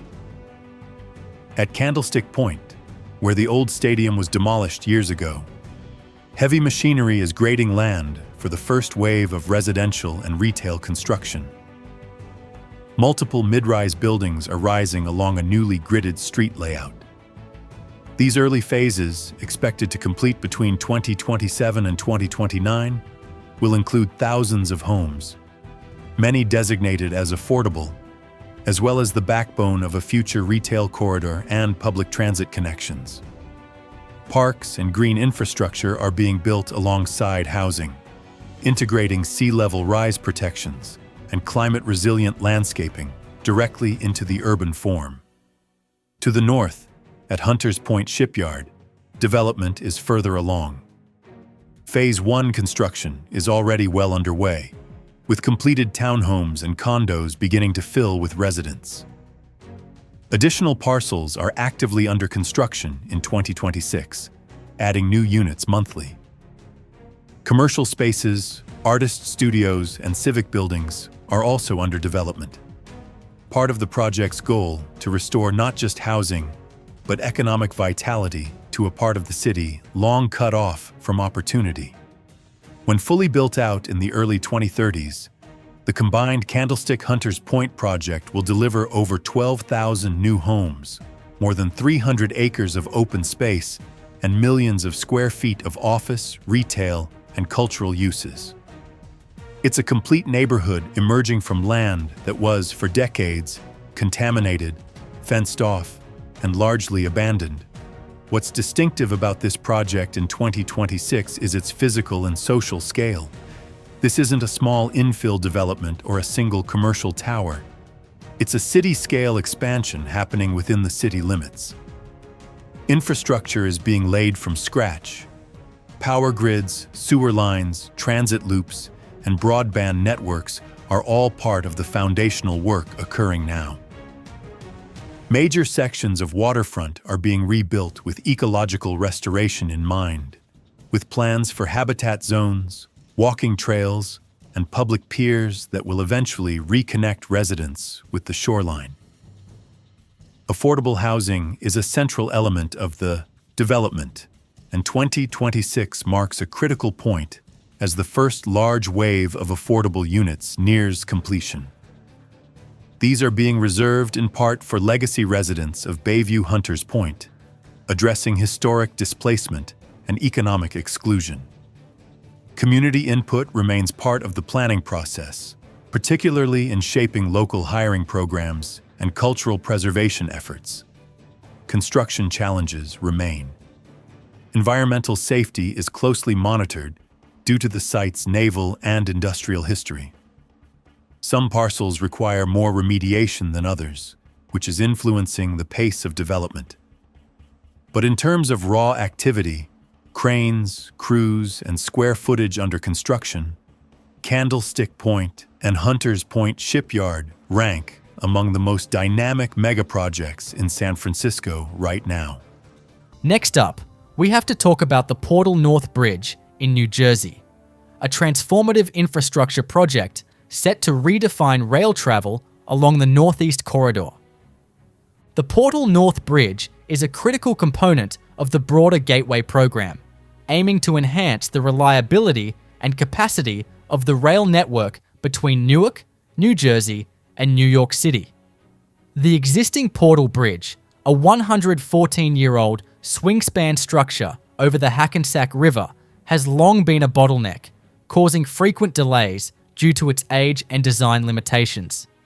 The new bridge will replace this outdated infrastructure with a modern, fixed-span bridge, eliminating the need for openings to accommodate maritime traffic.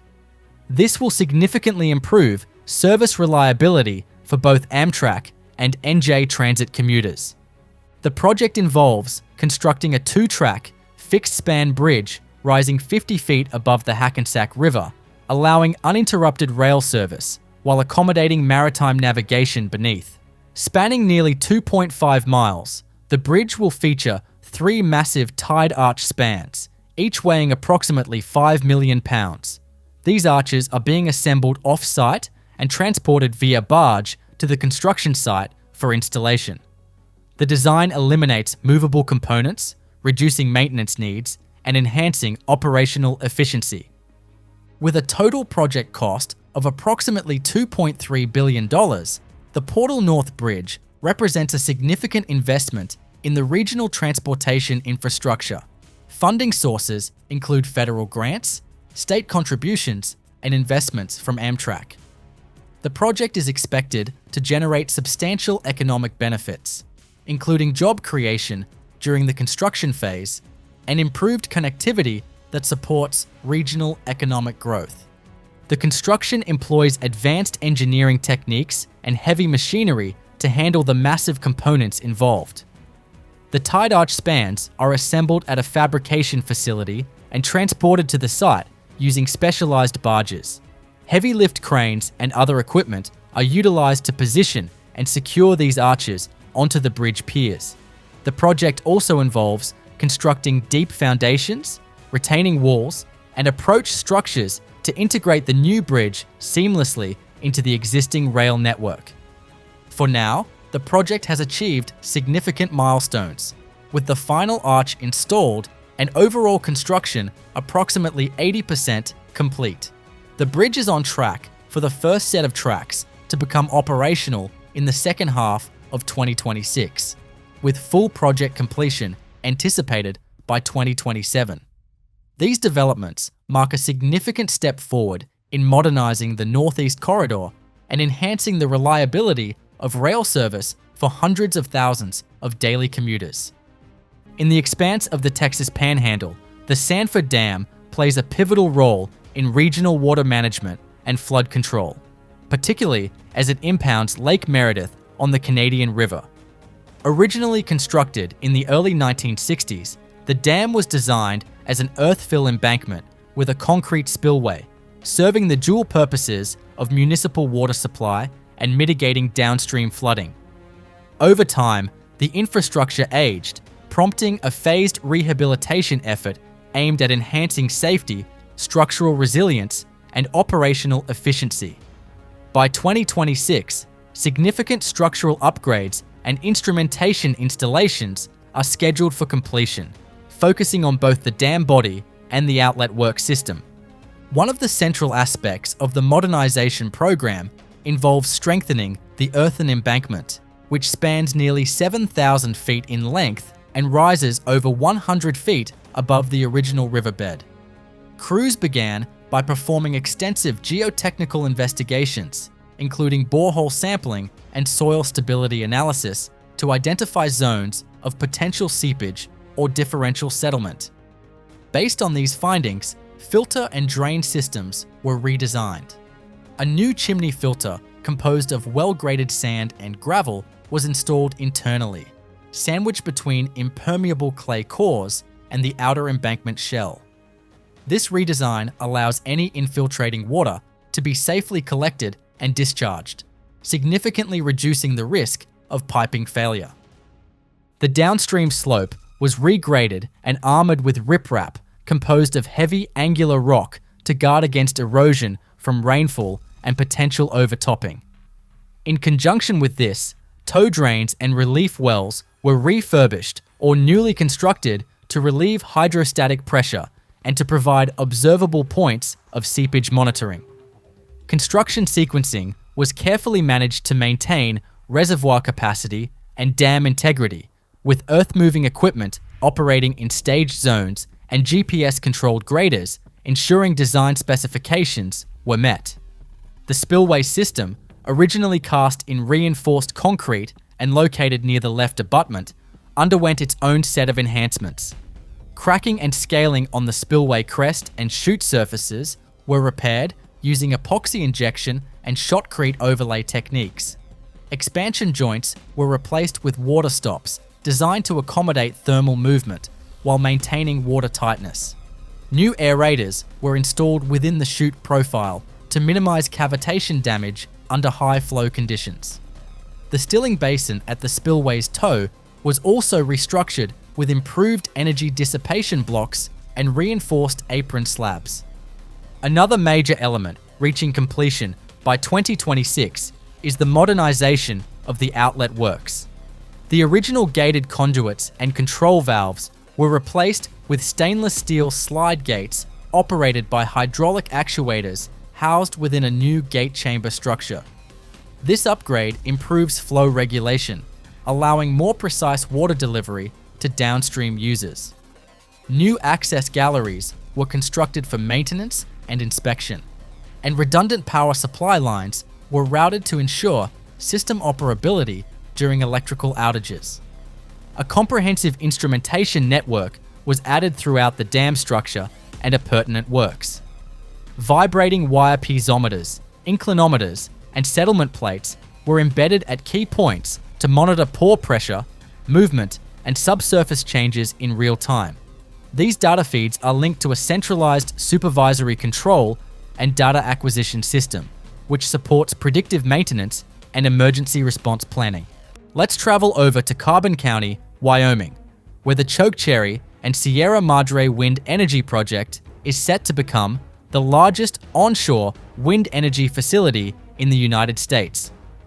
The Chokecherry and Sierra Madre Wind Project is set to transform the energy landscape by providing up to 3,000 megawatts of electricity, enough to power nearly 1 million homes.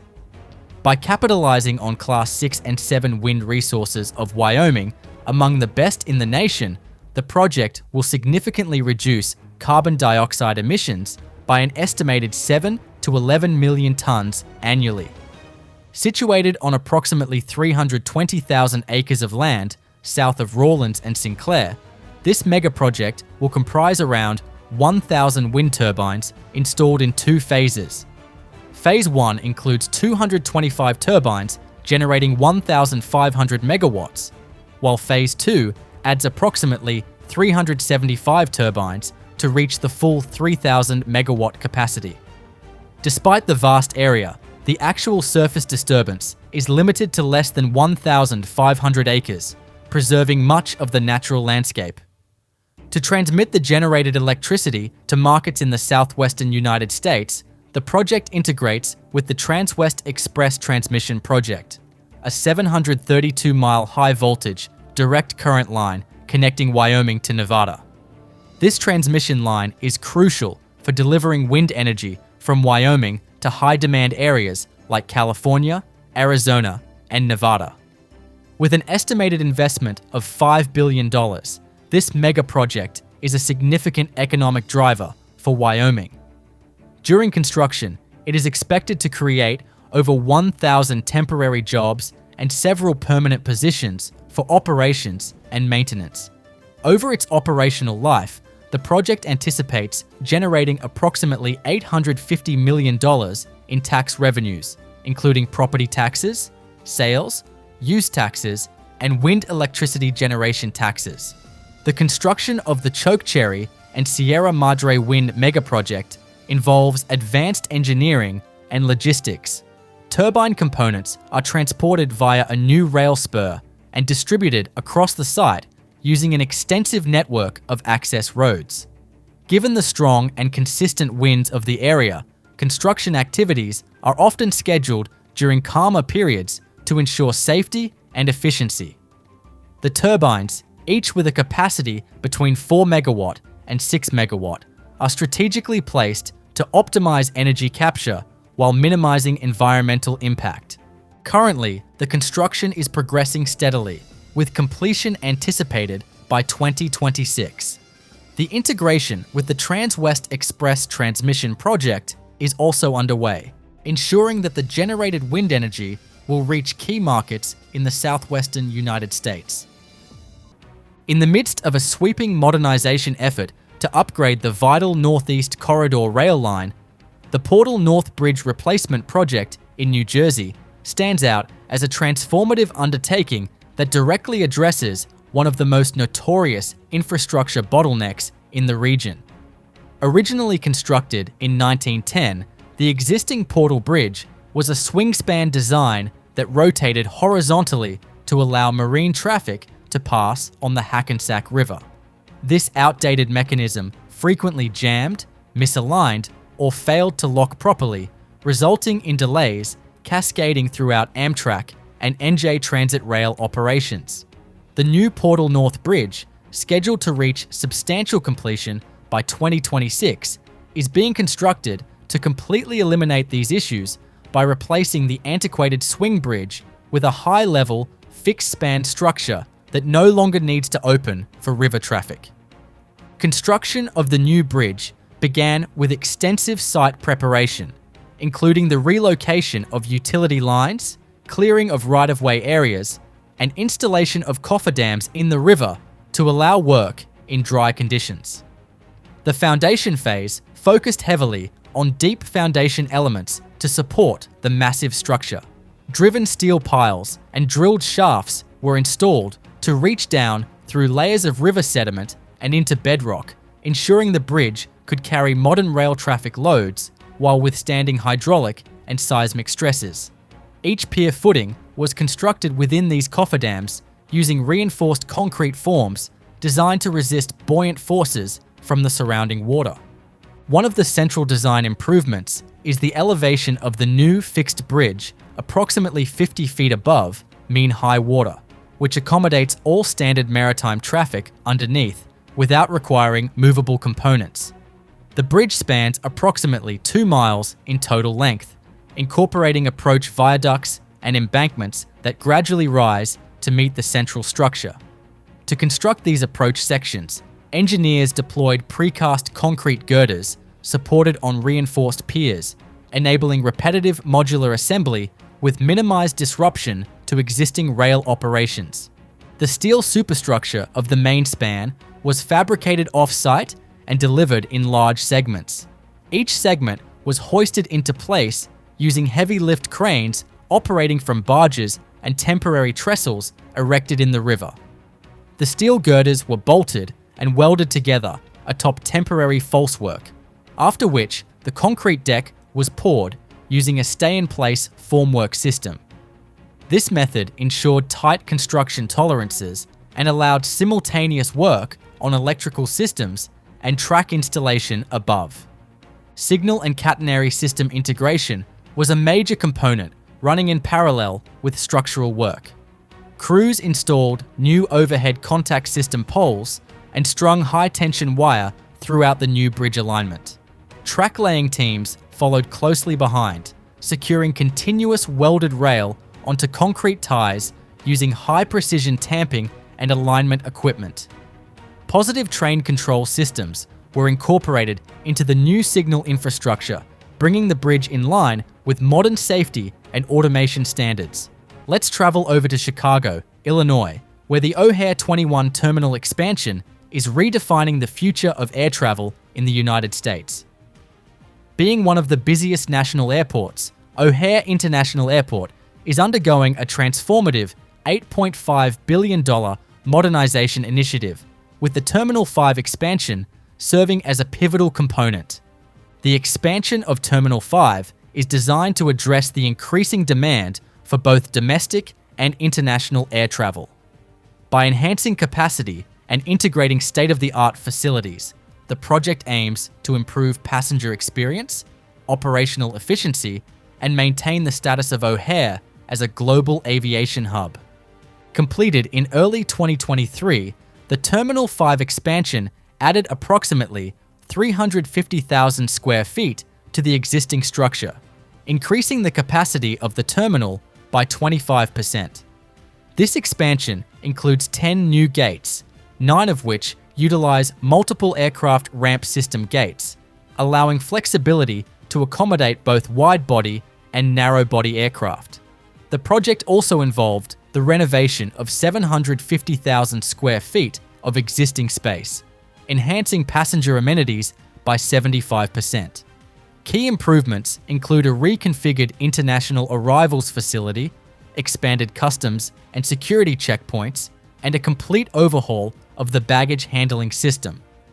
With a total investment of $1.3 billion, the Terminal 5 expansion is part of the broader O'Hare 21 program. This modernization effort is expected to generate substantial economic benefits, including job creation during construction and increased capacity to support future air traffic growth. The project employed advanced construction techniques to minimize disruptions and enhance sustainability. Notably, the design incorporates 40,000 square feet of high-performance glass, water-efficient fixtures exceeding sustainable airport manual requirements, and new Energy Star roofing. The vaulted ceilings and open design of the terminal allow natural light to permeate the space, reducing energy consumption and creating a welcoming environment for travelers.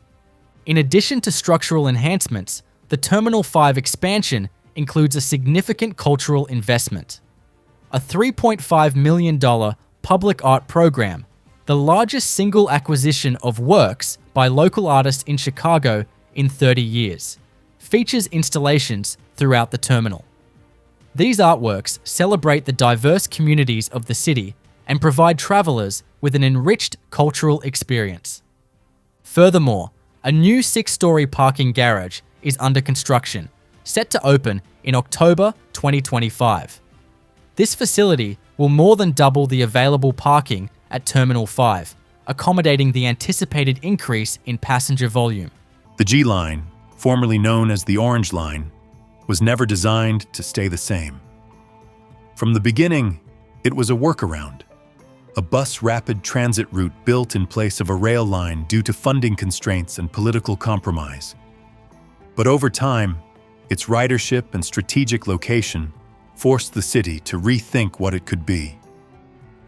Now the G Line is undergoing a major transformation, an infrastructure upgrade project spanning the entire 18-mile corridor through the San Fernando Valley, pushing the limits of what bus transit can do in Los Angeles.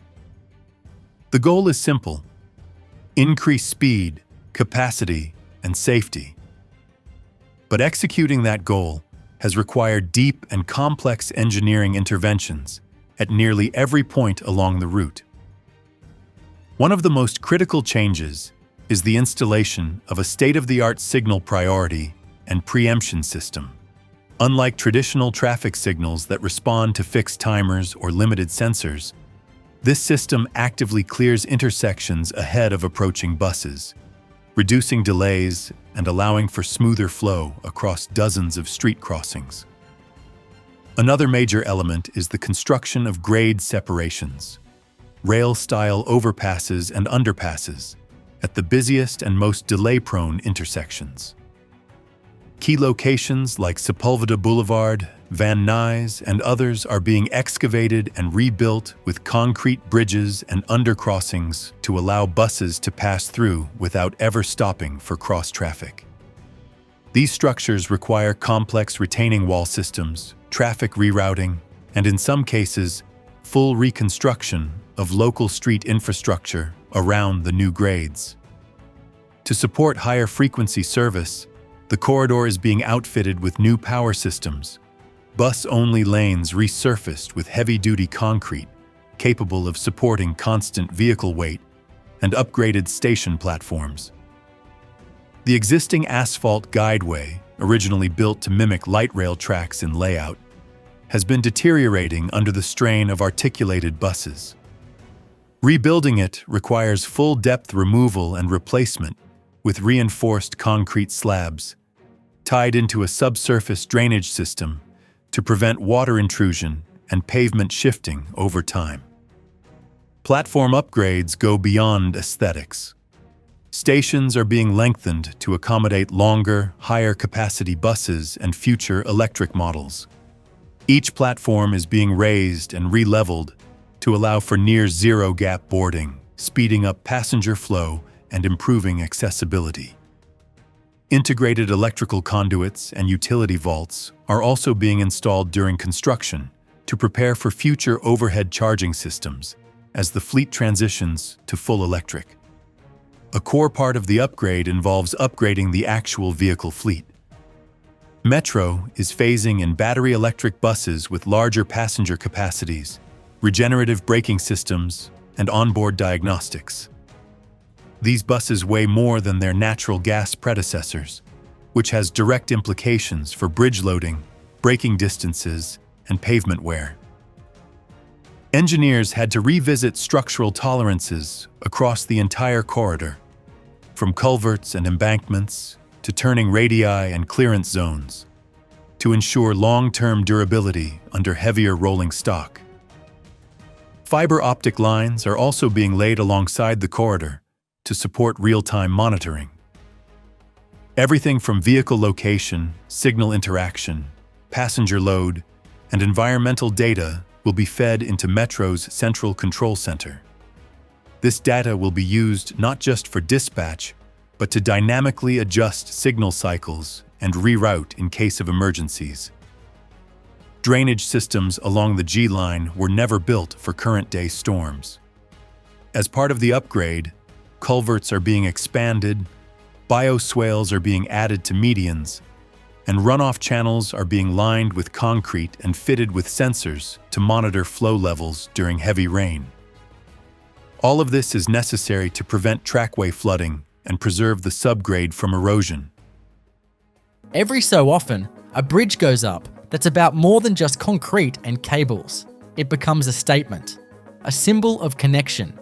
And in the case of the Gordie Howe International Bridge, a long-awaited answer to a problem that had been frustrating two countries for decades. Stretching across the Detroit River, linking Michigan to Ontario, this bridge isn't just big. It's one of the longest cable-stayed bridges in North America, and easily one of the most significant pieces of binational infrastructure being built anywhere on the continent. What makes the Gordie Howe so fascinating isn't just its size or its elegant design, it's the sheer effort it took to make it happen in the first place.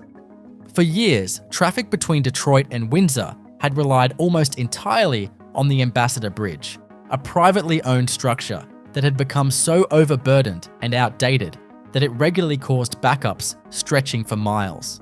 And when your crossing handles more than a quarter of all trade between the US and Canada, that kind of congestion isn't just annoying. It becomes a real economic vulnerability. So the idea was simple: build a second bridge, publicly owned, with modern capacity and streamlined customs to keep people and goods moving. But nothing about getting it built was simple. Political resistance, lawsuits, funding fights, and international negotiations dragged the project out for years. In fact, the only reason it finally got off the ground was because both governments, on both sides of the border, realized that the stakes were just too high to keep waiting. The supply chains that run through Detroit and Windsor aren't just local, they're critical for everything from auto manufacturing to agriculture. And the Gordie Howe Bridge is designed specifically to handle that scale, with separate lanes for commercial and passenger vehicles, brand new customs plazas, and direct freeway connections on both sides. From an engineering standpoint, the project is stunning.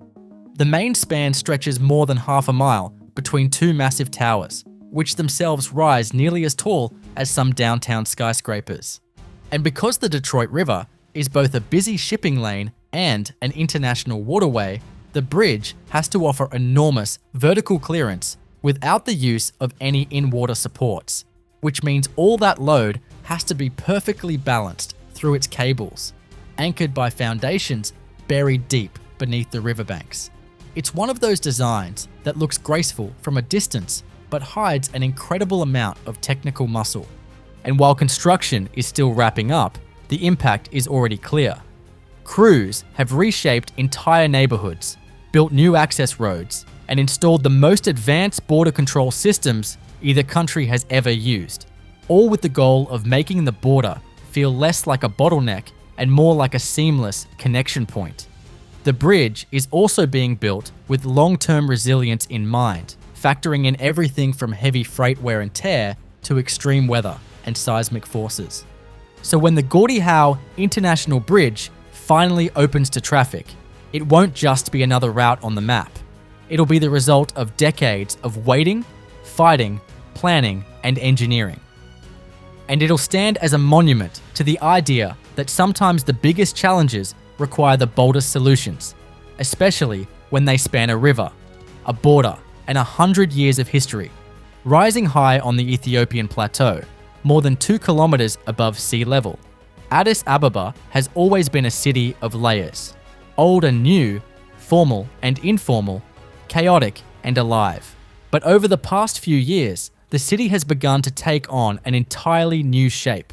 The Addis Ababa City Corridor and Smart City Project is the centerpiece of that transformation, a sweeping plan to modernize the capital, expand its infrastructure, and create a blueprint for what a 21st century African metropolis can look like. At its heart, the project is about connection. Addis Ababa has grown rapidly, with millions of people moving in from rural regions, but the city's layout and infrastructure never quite kept pace. Roads became crowded, neighborhoods expanded without clear planning, and public services struggled to keep up. The City Corridor Plan aims to tie it all together, a network of modern boulevards, transit routes, and green corridors stretching across the city, designed to integrate housing, commerce, and technology in one continuous urban system. Think of it as both a transportation project and a digital backbone, built to link everything from the city's financial district to its emerging industrial zones. The smart city component is what makes it truly forward-looking. It's not just about widening roads or adding new buildings. It's about embedding intelligence into the fabric of the city itself. Sensor-based traffic management, integrated public data systems, and sustainable utilities that can monitor and adapt in real time. Streetlights powered by solar panels, automated waste collection, water systems that track usage and detect leaks, and transport routes that update dynamically based on congestion. All of these features form part of the vision. Addis Ababa isn't just being expanded, it's being reprogrammed. Alongside the technology, there's also a strong architectural and social vision. The new city corridors are planned to include dedicated pedestrian paths, landscaped parks, and mixed-use developments that bring homes, offices, and public spaces together.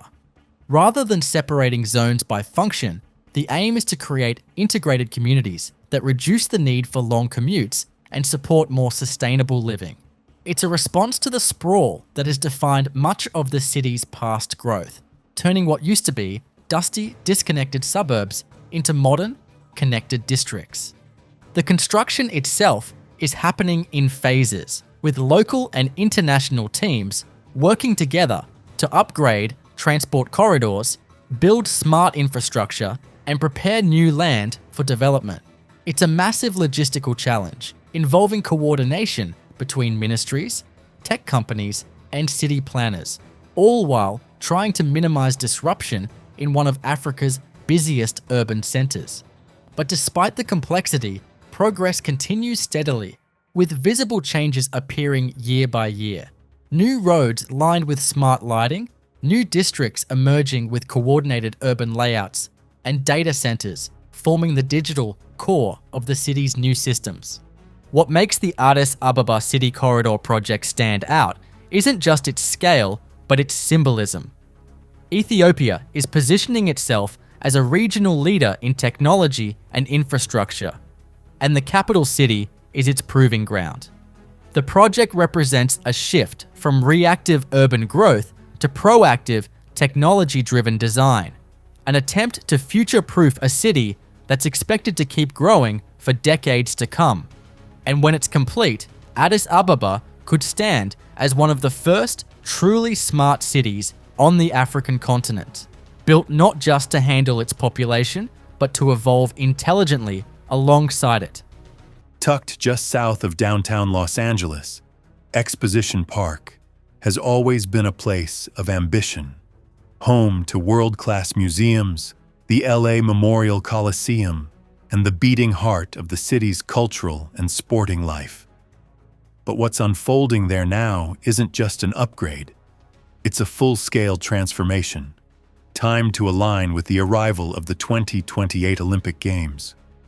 This is the Exposition Park expansion, and it's one of the most concentrated, multi-layered megaprojects happening anywhere in the city.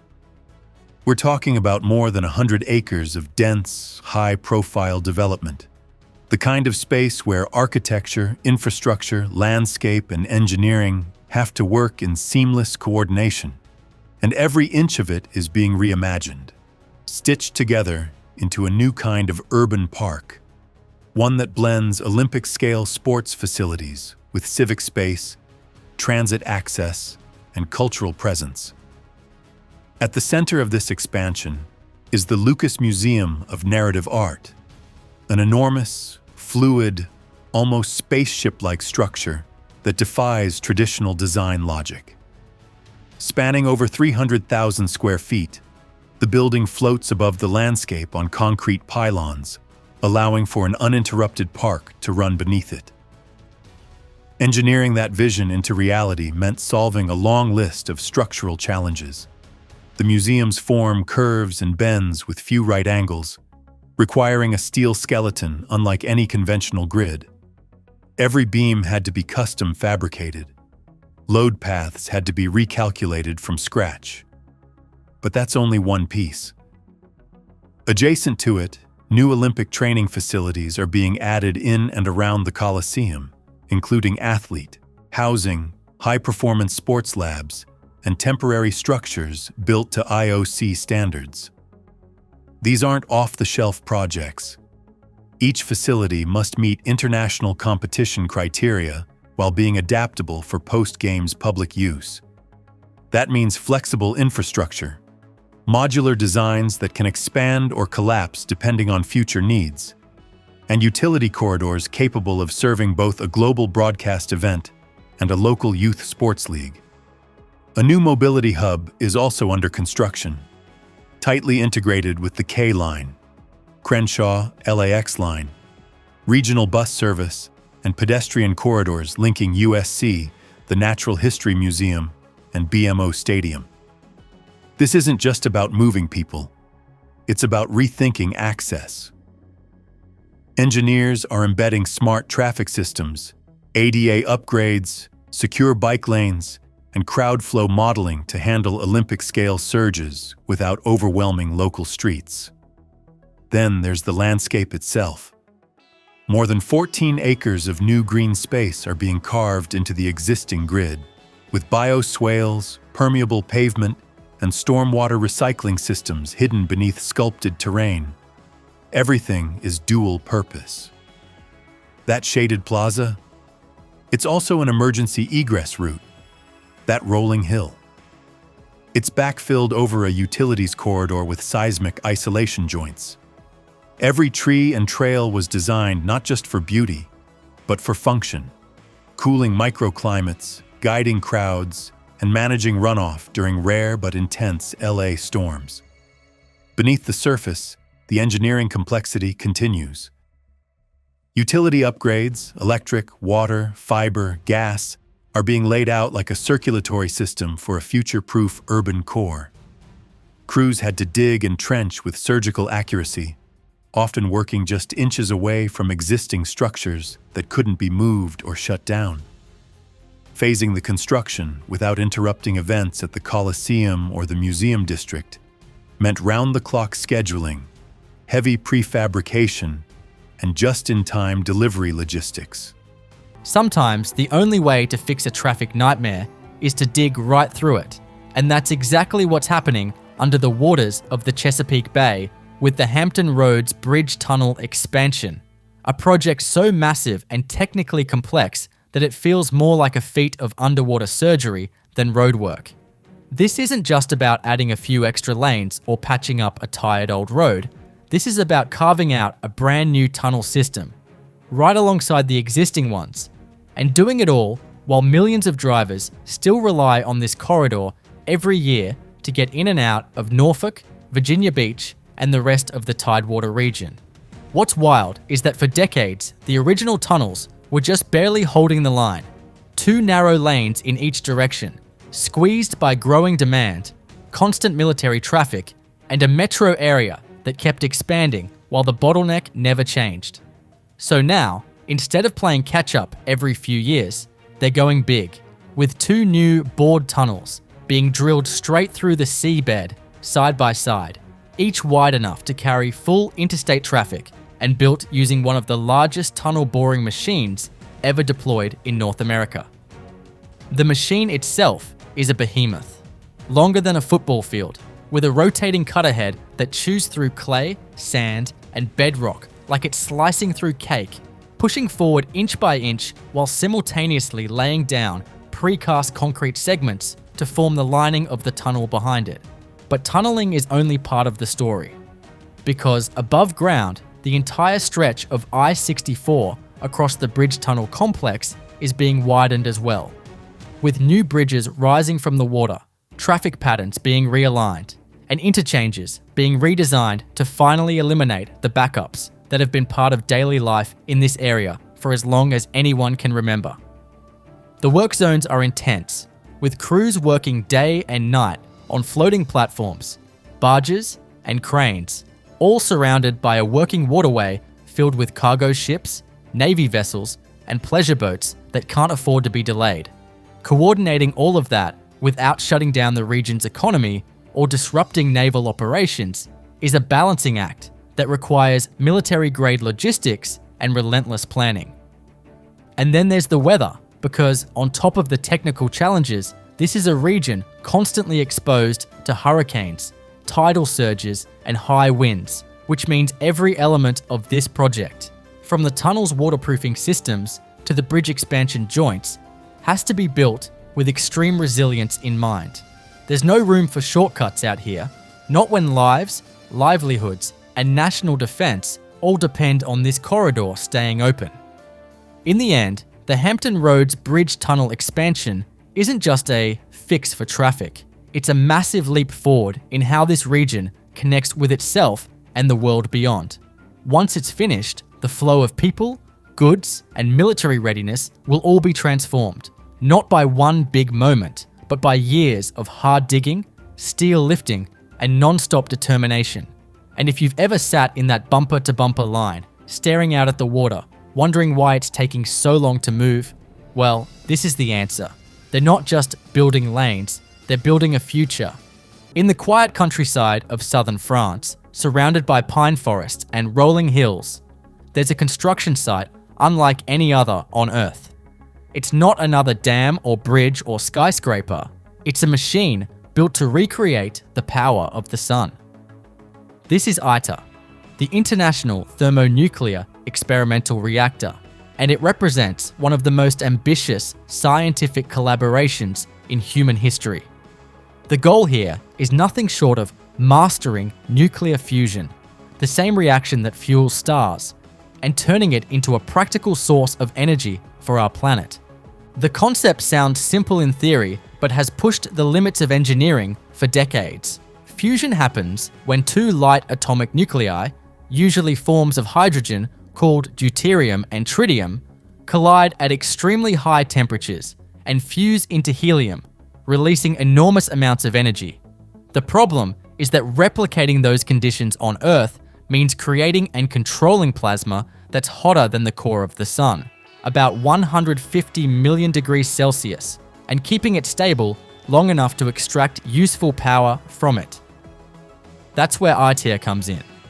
At the heart of the project is the tokamak, a donut-shaped reactor designed to contain the plasma using magnetic fields so powerful they could lift aircraft carriers.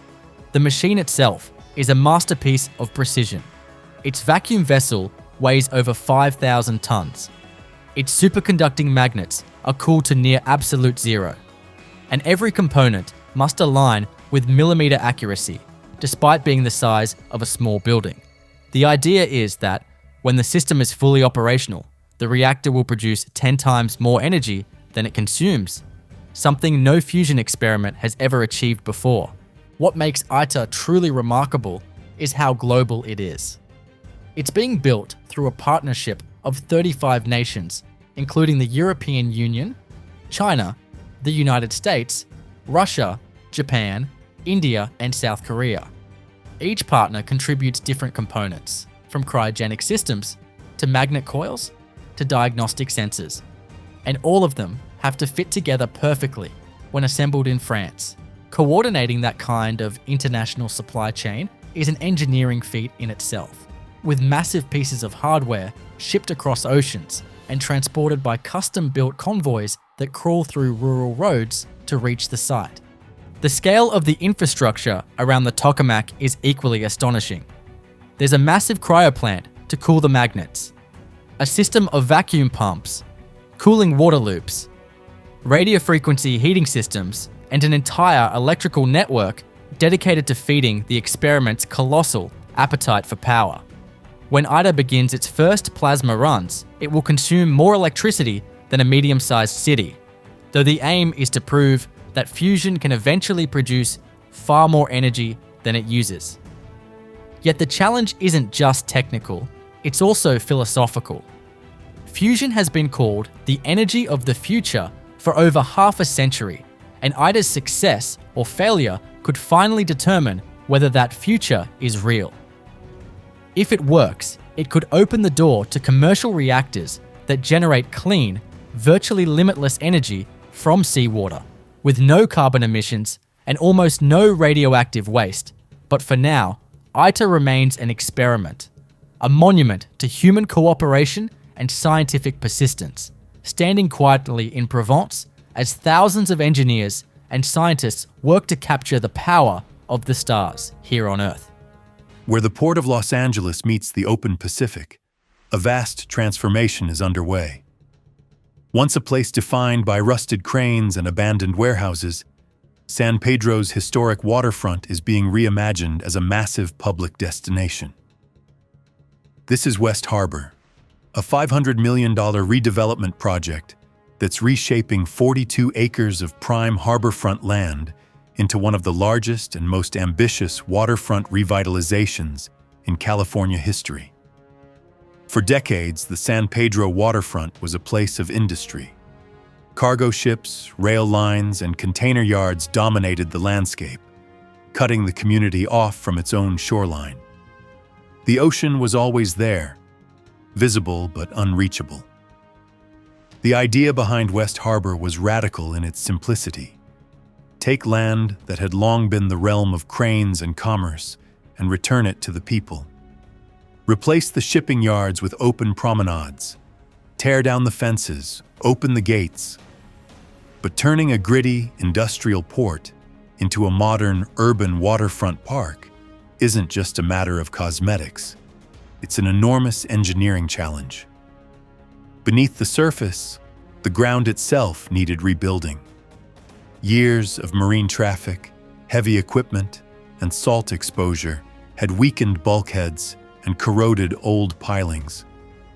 Before a single restaurant could open, crews had to stabilize the soil, drive hundreds of deep foundation supports, and upgrade the harbor's edge to withstand both tidal surges and seismic shocks. At the heart of the project is a massive promenade that wraps along the water, designed not just for pedestrians, but for resilience. The concrete pathways are elevated to anticipate sea level rise, with drainage systems engineered to handle storm surges from both land and ocean. New docks are being constructed to support visiting ships and harbor cruises, each one designed with floating gangways that rise and fall with the tides, maintaining access even in extreme conditions. West Harbor isn't just infrastructure, it's experience.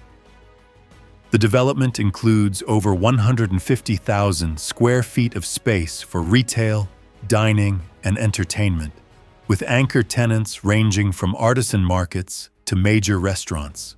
A 6,200-seat outdoor amphitheater is being built directly on the waterfront, engineered to deliver concert-quality acoustics in a coastal environment, where sound bounces unpredictably off water and wind.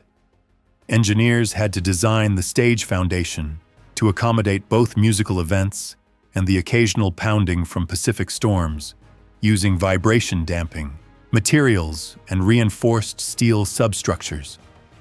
All of this, performance spaces, restaurants, shops, sits on land reclaimed from decades of industrial use.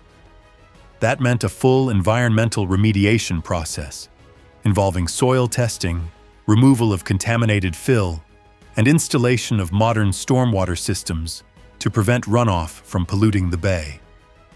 A particularly complex element was integrating the new West Harbor seamlessly with the surrounding transportation network.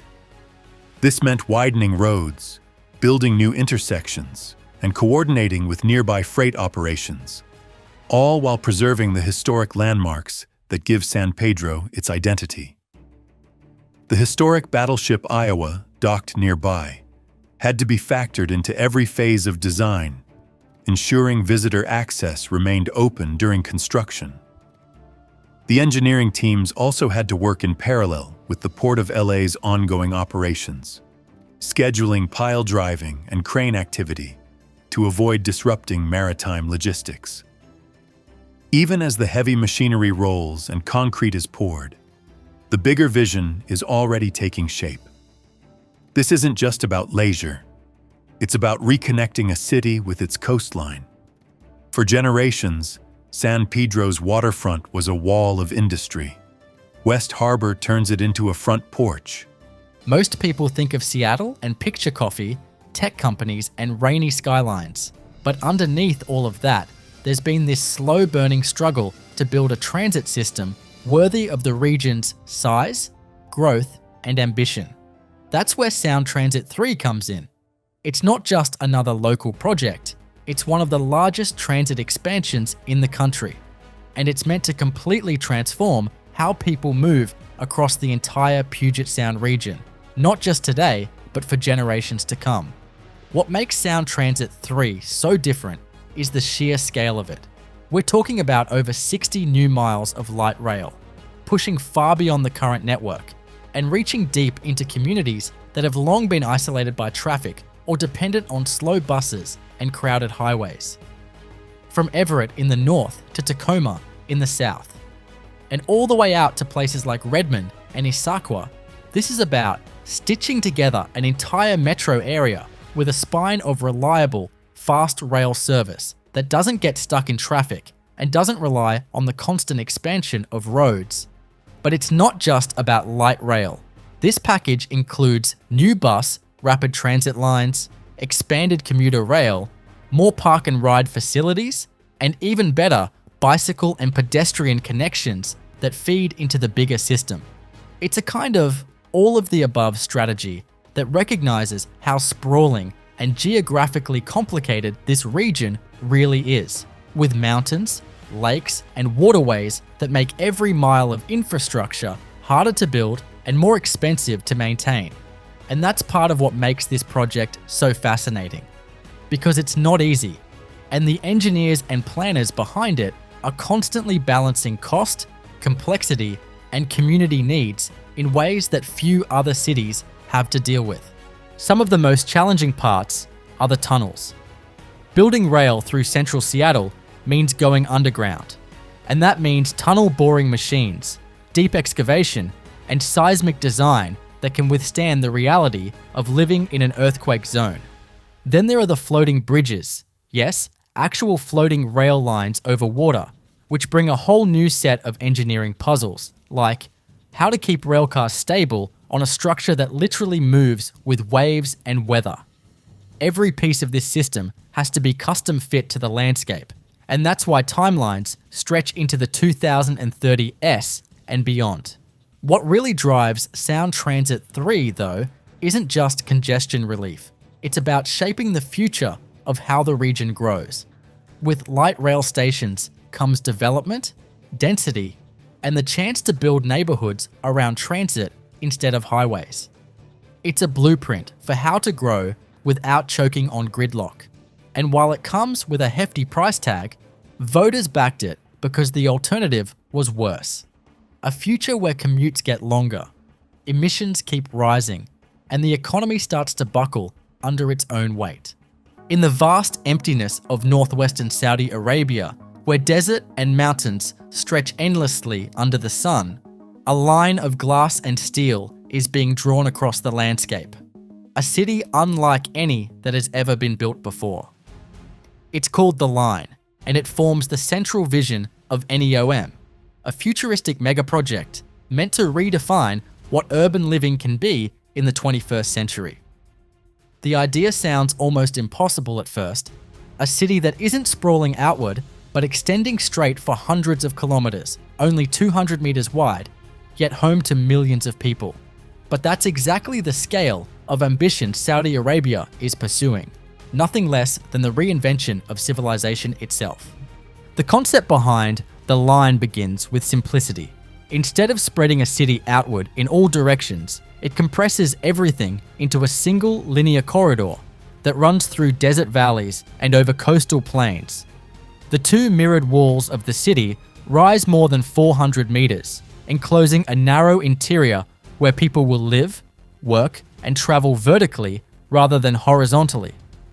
The structure is designed to function as a continuous vertical metropolis where everything, from housing and offices to schools, parks, and public transit, is stacked efficiently inside a climate-controlled environment. At its core, the line is meant to operate without cars, roads, or traditional streets. Instead, it relies on a high-speed underground transport system that can move people from end to end in minutes. The idea is that every daily need, groceries, healthcare, education, recreation, should be within a 5-minute walk. By eliminating cars and long commutes, the designers aim to create a city where time is reclaimed for people, where nature and urban life coexist without one overwhelming the other. Sustainability sits at the center of the entire plan. The line is being built to run entirely on renewable energy, primarily from solar and wind power, and its compact footprint minimizes land use and environmental impact. The vertical design allows the surrounding desert and mountains to remain untouched, preserving natural ecosystems while housing millions of people in a fraction of the space that a normal city would require. The structure's mirrored facade isn't just aesthetic.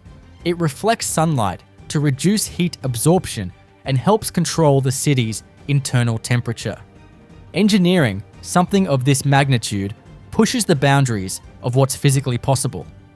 The foundation requires precision construction over uneven terrain, and the structural demands of building two continuous walls hundreds of meters high across such distances are immense. The integration of transportation systems, data networks, energy grids, and vertical living spaces has to function seamlessly for the vision to work. Every part of the city will be monitored and managed through AI-driven systems, adjusting lighting, temperature, and logistics dynamically to optimize efficiency and comfort. The line also represents a broader idea about the future of Saudi Arabia. It's not just a mega project, it's a statement of national transformation. It reflects the country's drive to diversify beyond oil, to attract technology, investment, and global talent, and to present itself as a center of innovation. For the government, the line is both an economic experiment and a symbol of ambition, projecting the image of a nation willing to take risk to shape the next century. Whether it succeeds or not, the line is already changing the conversation about what cities can be. It's forcing engineers, architects, and planners around the world to imagine new forms of living, new ways of organizing society, and new relationships between humans and the environment. In the middle of the desert, a city that runs in a straight line may seem improbable, but that's precisely the point. It's a bet on imagination and on the belief that the future doesn't have to look anything like the past. It's not every day that a space shuttle becomes the centerpiece of a construction site. But in Los Angeles, the Samuel Oschin Air and Space Center is being built quite literally around one. This isn't just another museum wing. It's a $400 million purpose-engineered megastructure designed to permanently house Space Shuttle Endeavour in launch position, standing vertical, with its twin solid rocket boosters and external fuel tank assembled in full. That image alone, an actual NASA shuttle poised for flight in the middle of the city, captures the scale and ambition of the project. But what's happening behind the scenes is even more dramatic. To erect a building capable of not only supporting, but displaying a 20-story tall spacecraft in full stack required a deep rethinking of what a museum could be. The Samuel Oschin Air and Space Center isn't just a container for artifacts. It's a structural achievement in itself. Construction began with a massive excavation, clearing out enough space to lower the shuttle's components into position before any part of the building could rise around them. Because Endeavour cannot be easily moved or lifted vertically after assembly, the engineering team had to plan everything in reverse.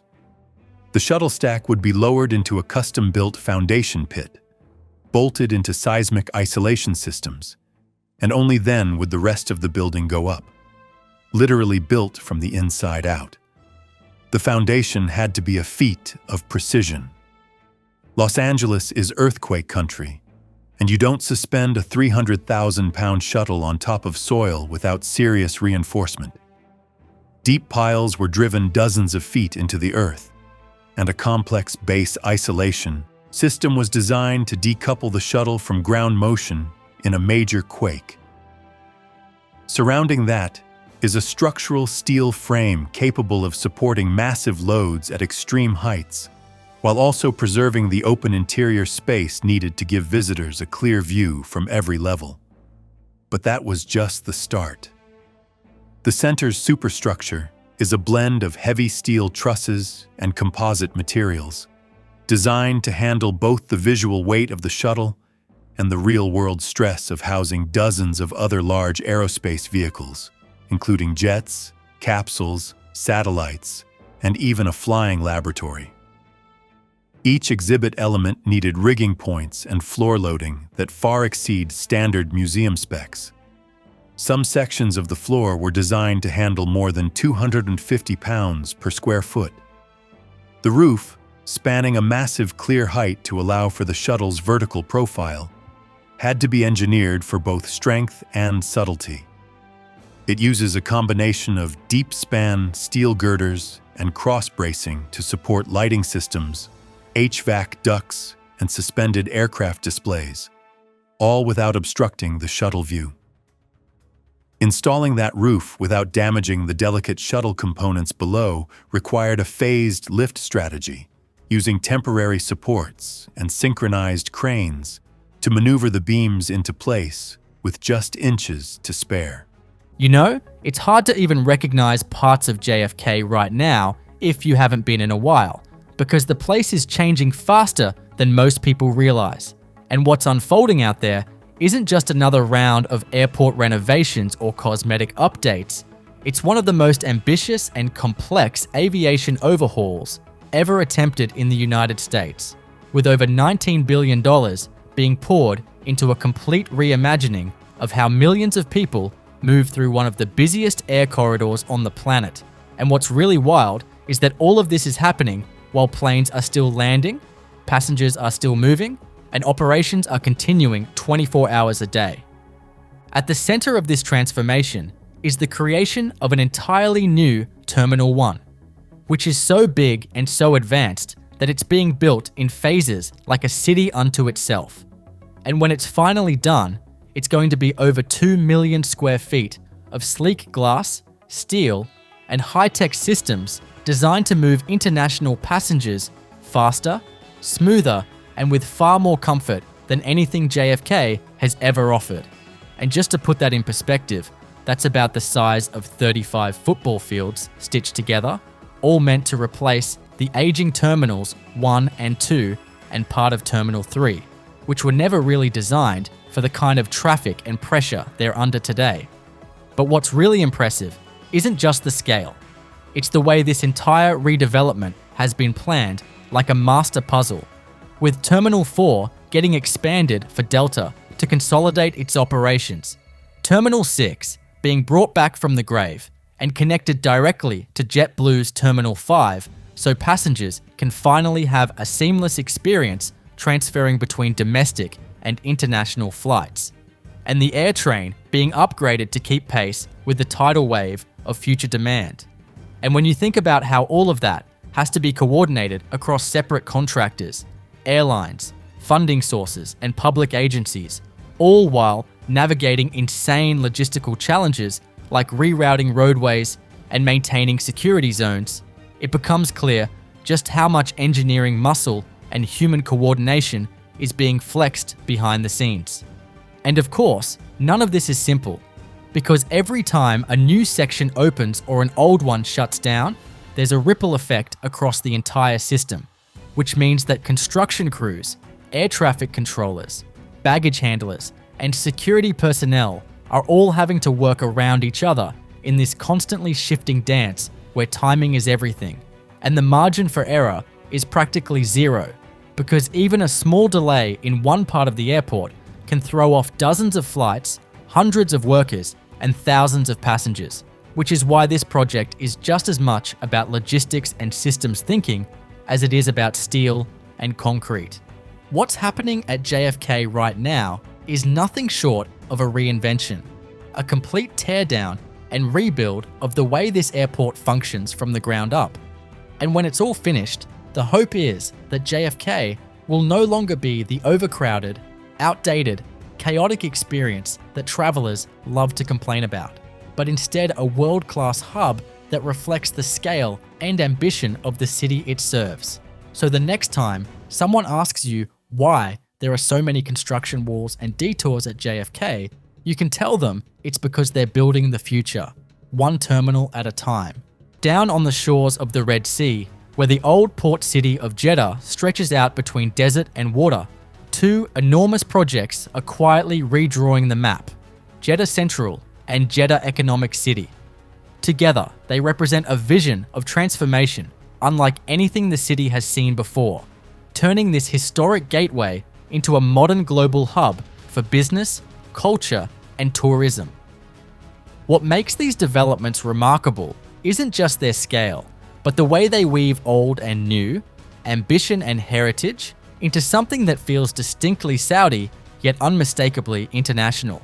Jeddah Central sits right in the heart of the city, taking over more than 5 square kilometers of waterfront that once housed the old desalination plant and underused industrial land. It's being reinvented as a new downtown, built around a sweeping marina and a waterfront district lined with cultural landmarks, residential towers, and entertainment spaces. The master plan revolves around 4 main landmarks: a sports stadium, an oceanarium, an opera house, and a museum, all designed to anchor Jeddah's identity as a cultural and leisure destination. Around them will rise luxury hotels, office towers, parks, and promenades, all connected by shaded walkways and open public spaces, meant to bring life back to the seafront.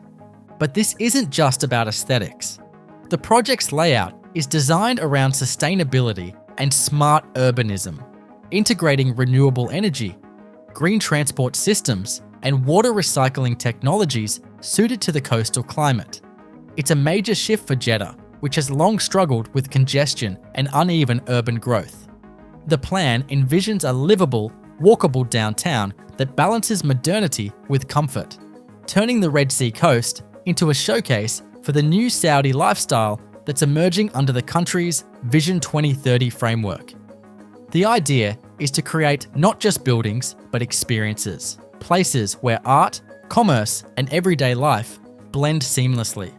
A short distance to the north, Jeddah Economic City takes that ambition and scales it up to a global level.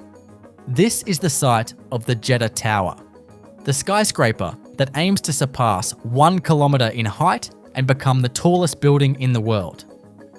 The tower is the centerpiece of a vast mixed-use development covering more than 50 square kilometers, designed to serve as a new economic hub for trade, finance, and innovation. When complete, Jeddah Economic City will have residential neighborhoods, educational institutions, business districts, and green open spaces all linked together by advanced infrastructure and digital systems. The city's design places a strong focus on integration with the wider region. Ports, highways, and logistics corridors will tie it directly into the national network that connects Jeddah to Makkah, Medina, and eventually Neom, farther north. In many ways, Jeddah Economic City represents the country's broader push to diversify its economy beyond oil, creating new industries that can attract global investment and talent. Taken together, Jeddah Central and Jeddah Economic City show 2 faces of Saudi Arabia's urban transformation, One is cultural and civic, centered on lifestyle and heritage. The other is economic and technological, reaching for the future through engineering and ambition. Both are shaping a new identity for Jeddah, a city that once served as the gateway for pilgrims, now evolving into a gateway for ideas, enterprise, and modern urban life along the edge of the Red Sea. The Metro Regional Connector is just 1.9 miles long, but its impact ripples across the entire Los Angeles basin. Beneath the chaotic sprawl of downtown, this subterranean link has silently transformed the backbone of the city's transit network. Not with flashy architecture or sweeping overpasses, but with precision tunneling and deep engineering ambition. It's a megaproject built not to be seen, but to be felt, every time a train glides through the city uninterrupted. Before this connector existed, Los Angeles had a problem. Its growing light rail system, the A, E, and L lines, stopped short of being truly regional. Trains terminated downtown, forcing commuters to transfer between lines, often in disconnected stations, wasting time and discouraging use. The system worked technically, but it didn't flow. It didn't breathe. The regional connector changed that. By boring two parallel tunnels through the dense urban core and tying together these once isolated lines, it created the first true one-seat ride across the county. Now a passenger can board in Azusa and ride directly to Long Beach. East Los Angeles to Santa Monica, no transfers, no transfer platforms, just a straight shot through the city's heart. It's a small piece of track, but a massive leap in connectivity. But connecting three major lines under a century-old city is anything but simple. Downtown LA is layered in complexity, filled with pre-existing tunnels, water mains, sewers, building foundations, earthquake faults, and a living, breathing population above.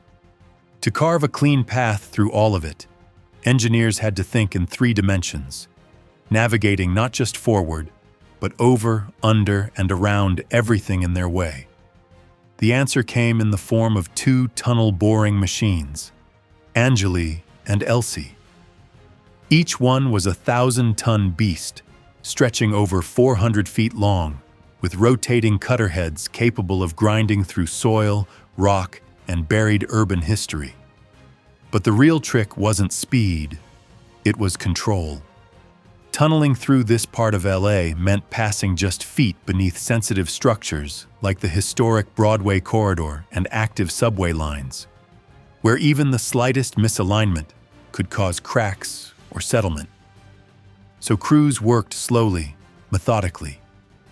Pressurized faces on the TBMs stabilized the ground ahead. Real-time monitoring systems tracked every vibration and movement, sending feedback to operators above. In some segments, the margin for error was less than an inch.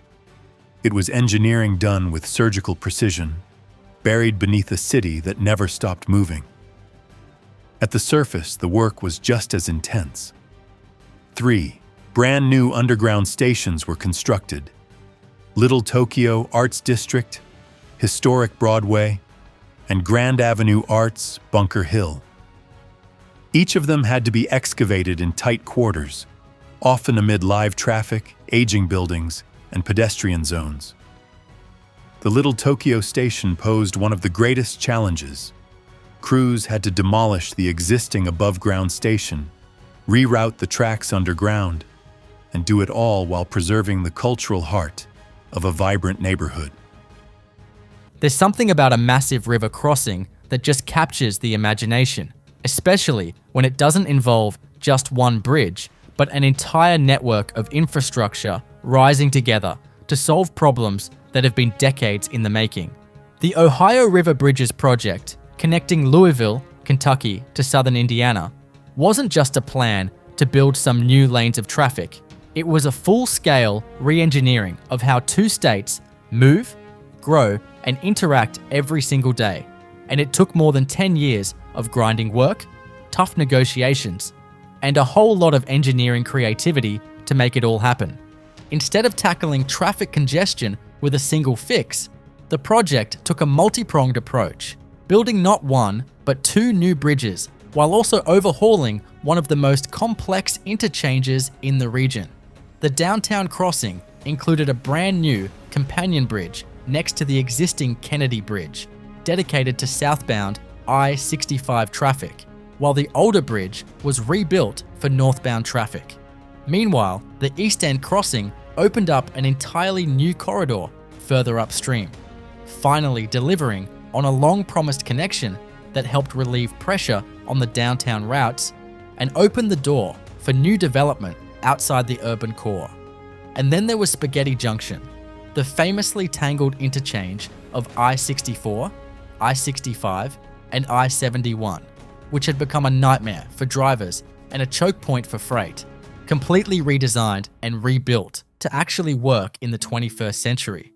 But this wasn't just a road-building effort. It was a generational reshaping of the landscape, with crews moving earth, rerouting utilities, demolishing outdated structures, and threading new bridges through tight riverbanks and historic neighborhoods, all while trying to limit the impact on local businesses, homes, and daily commuters. At its peak, the project brought in thousands of workers, each playing a part in lifting steel segments into place over rushing water, pouring miles of concrete in punishing heat and cold, and operating massive cranes that swung silently through the night to avoid disrupting daytime traffic. What made the East End crossing especially challenging was the tunnel. Yes, a full-length tunnel burrowed through solid rock on the Kentucky side to preserve a historic estate and parkland, which meant engineers had to combine bridge building with tunneling expertise, groundwater management, and delicate excavation that pushed the limits of what local crews had tackled before.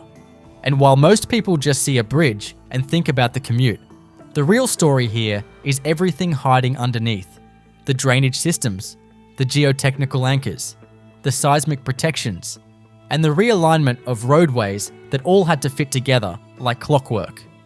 It's easy to drive across one of these new spans today and take it for granted, but there's a reason the Ohio River Bridges project is still talked about as a model of regional cooperation, because it wasn't just a Kentucky project or an Indiana project. It was a shared commitment to finally solve a problem that had been kicking around for 50 years.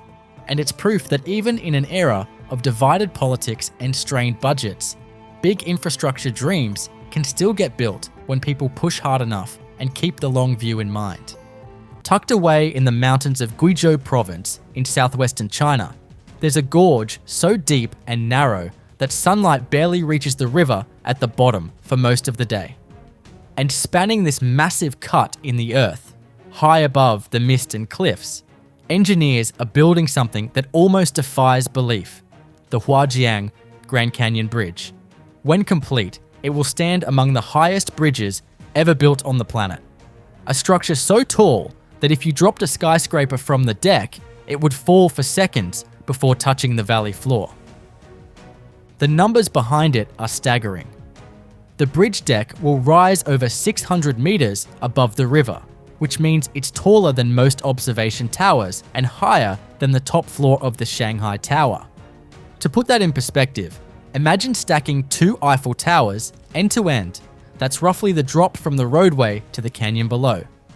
This kind of height doesn't just make for dramatic photos, it turns every stage of construction into a feat of courage and precision. Workers spend their days suspended hundreds of meters in the air, guiding steel cables, assembling segments, and balancing heavy machinery on platforms that hang in the clouds.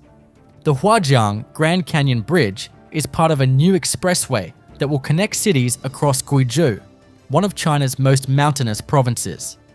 Historically, this region was isolated by its terrain: deep valleys, twisting ridges, and karst formations that make road building incredibly difficult. The bridge is designed to close one of the biggest gaps, cutting travel times from hours to minutes, and linking communities that once felt worlds apart. In a province known for its poverty and difficult logistics, projects like this aren't just about transport, they're about access, trade, and opportunity. Structurally, it's a suspension bridge, chosen because it's one of the few designs that can handle both the span and the height of the canyon. The main span stretches more than 1 kilometer across, supported by enormous cables that anchor into the mountains on each side. The anchorages alone are buried deep in concrete and rock, absorbing the colossal tension forces that hold the deck steady. Every component must withstand fierce winds, extreme temperature shifts, and the constant pull of gravity across an open void.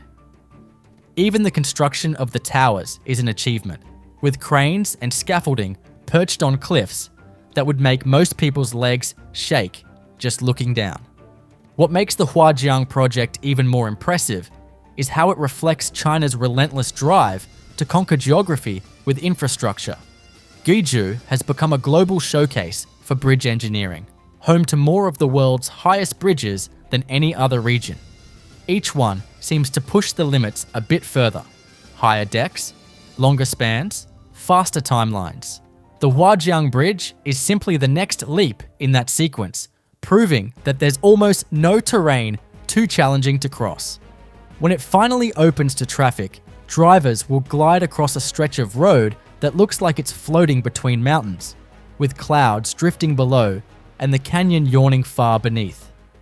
It's one of those places where engineering and nature meet in a way that's both awe-inspiring and humbling, a reminder of what human ingenuity can achieve when the landscape dares us to go higher.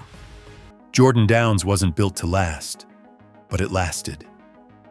What began in the 1940s as temporary war worker housing in the heart of Watts evolved into one of Los Angeles's most recognized public housing projects. For decades, it stood as a symbol of neglect, of disinvestment, of the city's fractured promises. Now it's at the center of one of the largest and most complex urban redevelopments ever attempted in Southern California. This is the Jordan Downs redevelopment, a multi-phase billion-dollar megaproject that's rebuilding an entire neighborhood from the ground up. We're not talking about a simple renovation. This is full-scale urban reconstruction, replacing over 700 aging public housing units with a mixed-income community of more than 1,400 new homes, complete with parks, retail corridors, a new street grid, and state-of-the-art infrastructure. And all of it is happening while people still live there. That reality, redeveloping a live-in community without displacement, is what makes this project such a massive logistical and engineering challenge. Everything had to be phased. Crews couldn't just level the site and start fresh.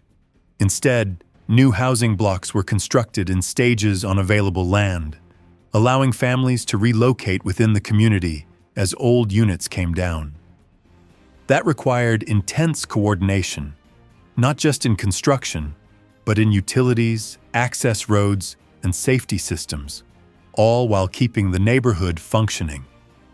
Before any new buildings could rise, the land itself had to be re-engineered. Jordan Downs sits on a former industrial site, contaminated from decades of adjacent manufacturing.